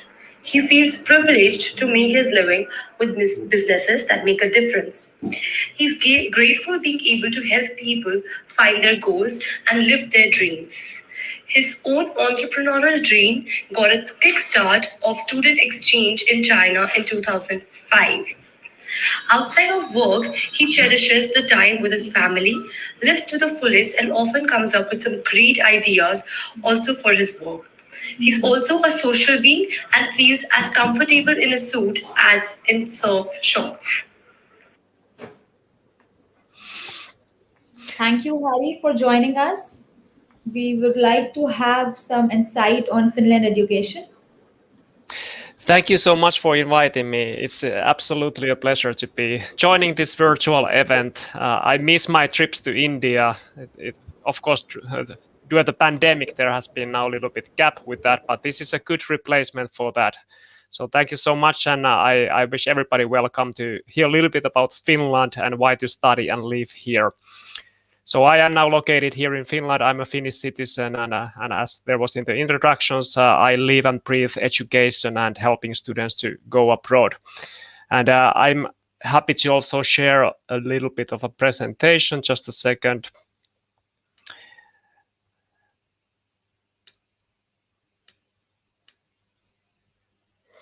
I think you should be able to see my presentation now. Am I correct? Yes, thank you. Great. So Finland is about 4 seasons. It's not only there up in the north and all the time a winter, but actually we have 4 nice seasons and a nice cool summer and not too hot and so on. So you can see in the right picture, we are not always needing to wear jackets and so on. But we are really there in top of the world, but well connected anyway. So we are actually the closest neighbor in Europe for India. The shortest flight from Delhi is to Helsinki. It's 7 hours flight. So actually very well connected. And this week there has been some great news. So I'm happy to say again, 4 times in a row, we have been chosen as the happiest country in the world. And this does do a lot with our education. So we try to educate everybody. We try to give these chances for everyone who lives in Finland. And the education is the foundation for our happiness, for our well-being. And it doesn't apply only for the Finnish citizens, but it applies for everybody who lives with us and who moves to study or live in Finland. This week, we also had our Prime Minister, Miss Sanna Marin, who is a young lady, 34 years old, and recently was chosen as the top 100 most influential people in the planet. She had a very good meeting with your Prime Minister, Mr. Modi, and one of the key areas was, of course, education. But there was, of course, like technology, clean tech, artificial intelligence, and things like that discussed. So we share lots of common things together with India. And well, everybody's talking about Corona, but Finland's response have been very good with that. So we are one of the best performing countries in the world who is dealing with the case, and we have had so far. Every death is unfortunate, of course, but we have had only something like 800 deaths during the pandemic here in Finland. And the society is working, but we are taking the measurements that needs to control the situation. And of course, we also developing new vaccinations here, for example, a nasal spray. So in the future, it might be that you don't need to take the shot for Corona, but actually you just take a nasal spray and it will take care of the matter. Few other countries, besides being the happiest country, it has been ranked that we have the best education system in the whole world. And we are, for example, also the greenest, and there is the biggest freedom and things like that. So many things that actually it doesn't exist anywhere else. And now Finland is also in a big need for a talented workforce from abroad. So we are an aging population, similar thing than, for example, with Japan. So we need to have more international talents coming to our country. And we believe that it's the best way how to migrate yourself is not that you graduate somewhere, then you move to a new country, but actually you should come to study with us first, live with us, get to know our country, get to know other people here. And then after that, you graduate, and then you have a chance to get a very good job from Finland or anywhere from EU area, or even from the States, if that's your choice. And some people are asking that, hey, what language do we speak in Finland? So, well, our native languages are Finnish and Swedish, but actually everybody also talks English. And it has been ranked that we are one of the best English-speaking countries also in the world. So you can manage your daily matters in English language everywhere. It doesn't matter if it's like older people or younger people, everybody speaks English. Well, then something about the financials and the admissions. So one of the great things also is that it is affordable, especially for students. And the tuition fees go very affordable if you compare it with the countries like United States or Australia, UK, and so on. And also there is good scholarships available. So usually they come from the second year onwards. And there is, as an instance, an Arcada University of Applied Sciences, one of the best ones in Finland. So the whole bachelor degree after the scholarships, it costs you only something like 13 lakh rupee in total, because you are getting a 50% scholarship from the second year onwards if you just follow your study plan. And there is also early bird discounts. If you accept your study place within 2 weeks, you are getting it's like half price also the first year. You are also able to work part-time. So basically, it is the return on investment can be even 0 years if you work doing your studies. And this was one of the things that was asked from me during the first ever trip to India 2 years ago. It was some parents and their children who asked that, what is the return on investment if I come to study in Finland? And that was very relevant question that I didn't had answer at that time. But then we collected information from different countries that how much is an annual average tuition fee, what are the living costs, and how much you are making money after you graduate. And then we make this calculation that, okay, in Finland it is an average 2 years payback period that you are already paying back your education. But as I mentioned, it can be 0 years if you are getting scholarships or if you are working doing your studies. So very good return on investment, or the best actually available. So the advantages why to do this? Well, of course, the ROI, the chances to go anywhere in Finland, but also in other European countries. And there is excellent work opportunities and also the life quality during your studies and after your studies. And one thing to point out here is that, we have the best schools in the world. And I'm talking also about primary schools, elementary schools, high schools. And if you have a family in Finland, your children are able to get free of charge the whole school because they will be granted for that. The best schools in the world free of charge. So there is no better deal than that. We have multiple companies who are also operating in India, for example, like Mahindra is having their European branch or the headquarters of harvesting here in Finland. We are having companies like Rovio or Supercell, and these are the gaming companies. I guess many young people know Clash of Clans or Angry Birds and so on. So we have these, and of course Nokia. So all these companies are also in need of a talented workforce. Then what to study in Finland? We have lots of these technology-related and STEM field-related subjects available, and booming industries like artificial intelligence, mechatronics, etc. But also, of course, this traditional like international business and nursing is also one area I would like to highlight, because we are, as I mentioned, aging population, and less people, like Finnish people, are now applying for nursing jobs and education. So we really there was a calculation, we would need to add 100,000 new nurses to the country. So it means that it is a guaranteed job period. So it is coming with a good salary. And I'm representing a consortium of universities from Finland. So we have in total around 35 universities here in Finland. And through us and with our collaboration with Syllabus consultation, you are able to get a hold of those, like around 15 universities here in Finland. It's a good deal. The scholarships I mentioned already, and this is again something you are able to get more information from your consultant in India, from Syllabus, very talented workforce. And here is just one example of LUT University. They are making great innovation, for example, fuel from air or protein, basically food from thin air. They are developing all these kind of new solutions, innovations that our world is really needing. And like LUT, most of the Finnish universities, they belong to the top 2, top 3% of the best universities in the world. And artificial intelligence, mechatronics, they are undergraduate level degrees available, but we also have, of course, on master level, similar kind of programs in place.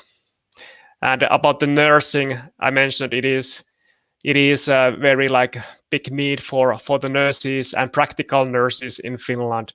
And the salary is very good compared to many other countries, so around 3,000 or $3,500 per month that you are able to get. And this degree enables you to work not only in Finland, but also in other European countries.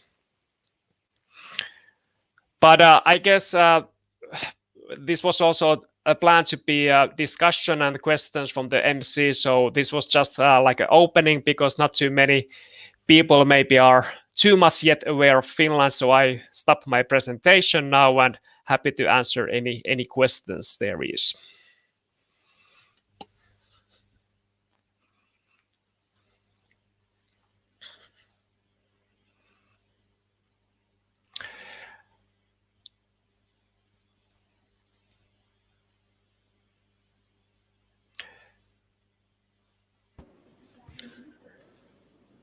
Hi, I think we don't have questions at the moment, Harry, but definitely students will be in touch with you.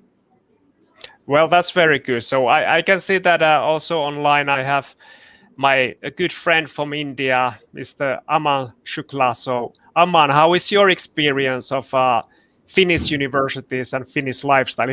If I change this around and ask questions from you. Hi everyone, my name is Aman. I work with Hari. I'm the national head of India team. We have been doing working with Finnish universities for the past 3 years, and we have successfully sent a couple of hundred students. And our experience working with Finnish universities has been great. It's not just a dream, as you say in America, and you live an American dream, but it is a Finnish reality.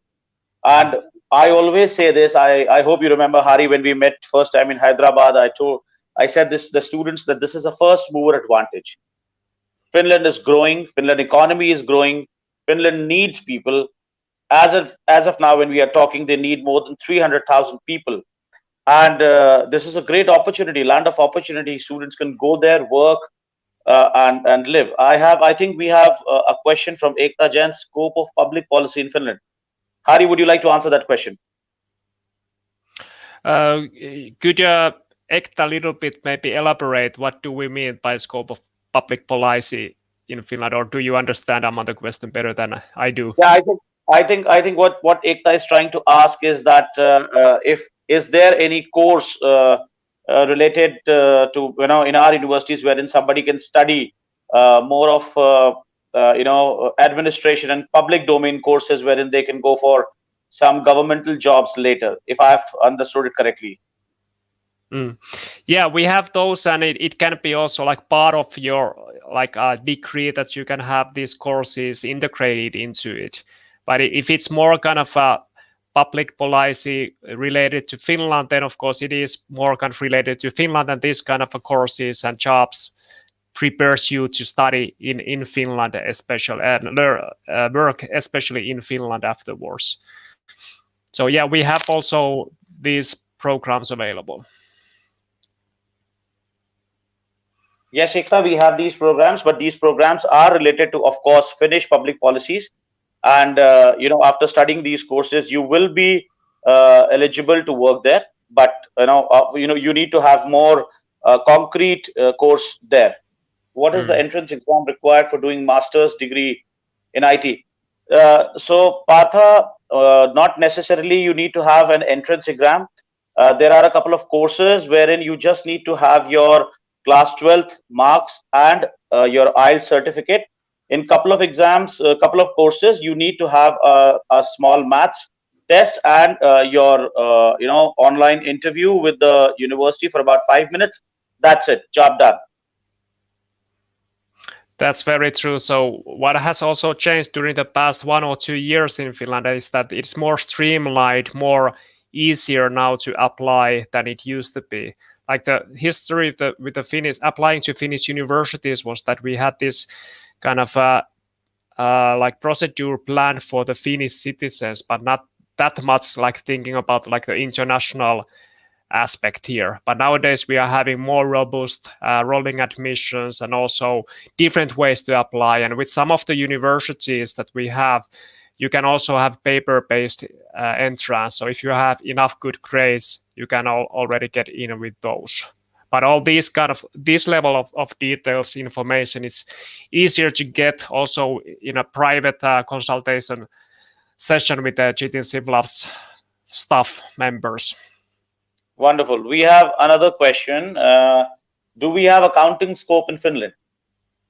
Yeah, of course. But that can be more again integrated into the degrees in a financials and economies and international business and so forth. And there is a track that you can have a specialization in accounting. All right. So there's one question from Partha. I would like to answer that question, Hari.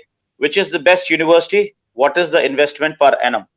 So, Partha, there is a very wonderful saying in Finland. If you stand in the middle of the road and you ask someone which is the best university, they will point you in the nearest direction. All the universities in Finland are equally public funded and they are all good. Now comes the question of how much investment is required. If you go for a bachelor's course, the bare minimum requirement, the investment is starts from about 6,000 euros to 9,000 euros. And if you do a postgrad program, then your investment starts from 9,000 euros to 12,500 euros per annum. The expenses required to stay in this country is 6,720 euros. That is around 5.5 lakh rupees, which is the least across any of the European country. I think I've answered the question. I'll be very happy to answer more of these questions once you contact Jitin's team. All right, next question. Is Finnish education English based across courses? Yes. Yes, Sunil. All these courses are taught in English. We have more than 100 plus courses. As Hari mentioned, 94% of Finnish people speak awesome English. So all these courses are in English.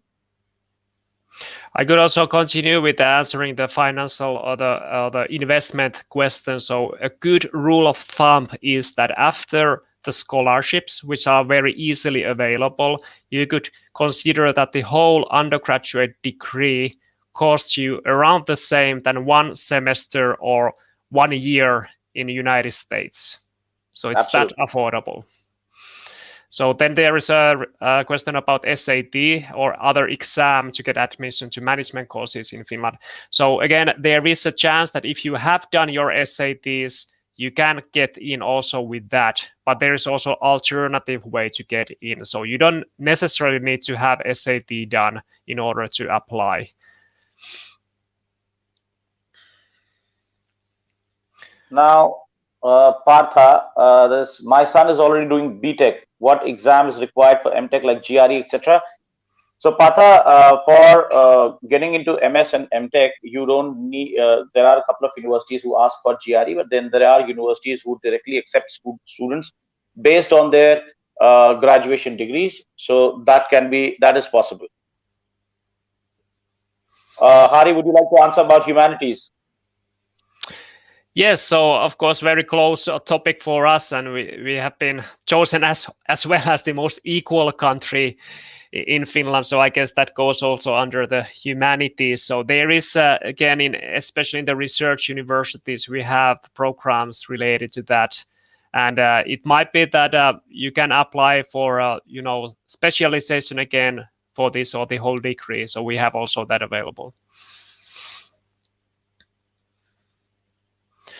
Requirements for applying a master program. So this again, it relates a little bit like to which university. So there is not like exactly the one way how to apply, but there is different requirements based on university and even within university based on the course that you are applying to.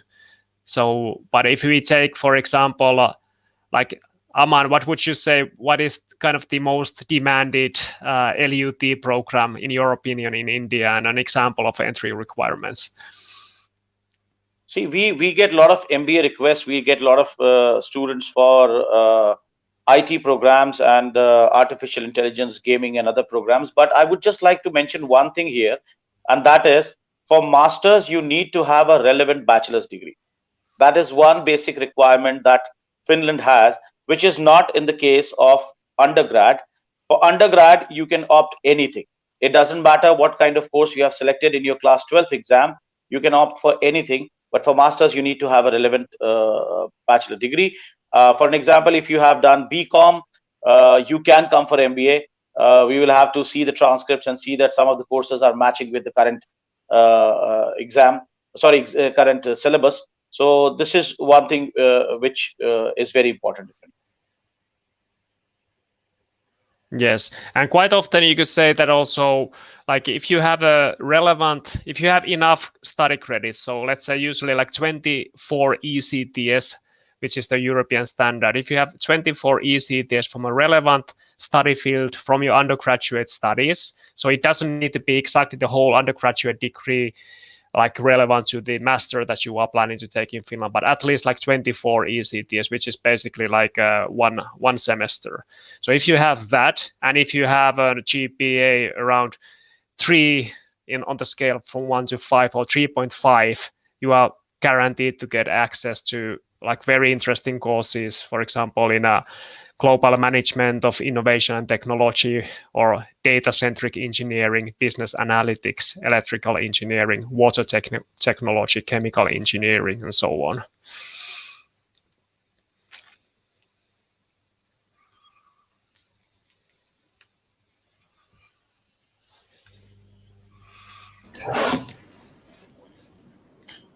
Thank you so much, Harry, for all the information.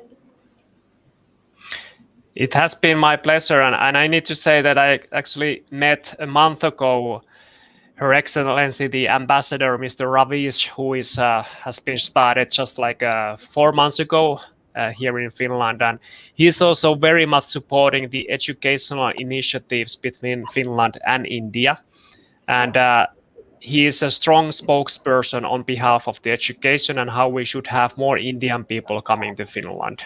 So we really are open arms welcoming everybody to consider Finland. And I have also very good examples of students who have chosen Finland and, for example, LUT University, and then their friends went to the States, America, same time. And now the friends in America are like, oh, why didn't choose also Finland? Like, you are doing so much better in handling the COVID situation. You are having so much more affordable studies. You are having so much better living standards. You are having free healthcare. You are not having Donald Trump and stuff like that. So that's what we can offer you here in Finland compared to these traditional big markets like America, USA. Well, I would say also Canada, but also it was good presentation, by the way. But I guess that Finland can match that one as well. It's been our pleasure too. Thank you so much. Thank you so much. Stay safe. See you here. Thank you, team. Thank you for inviting us. Thank you.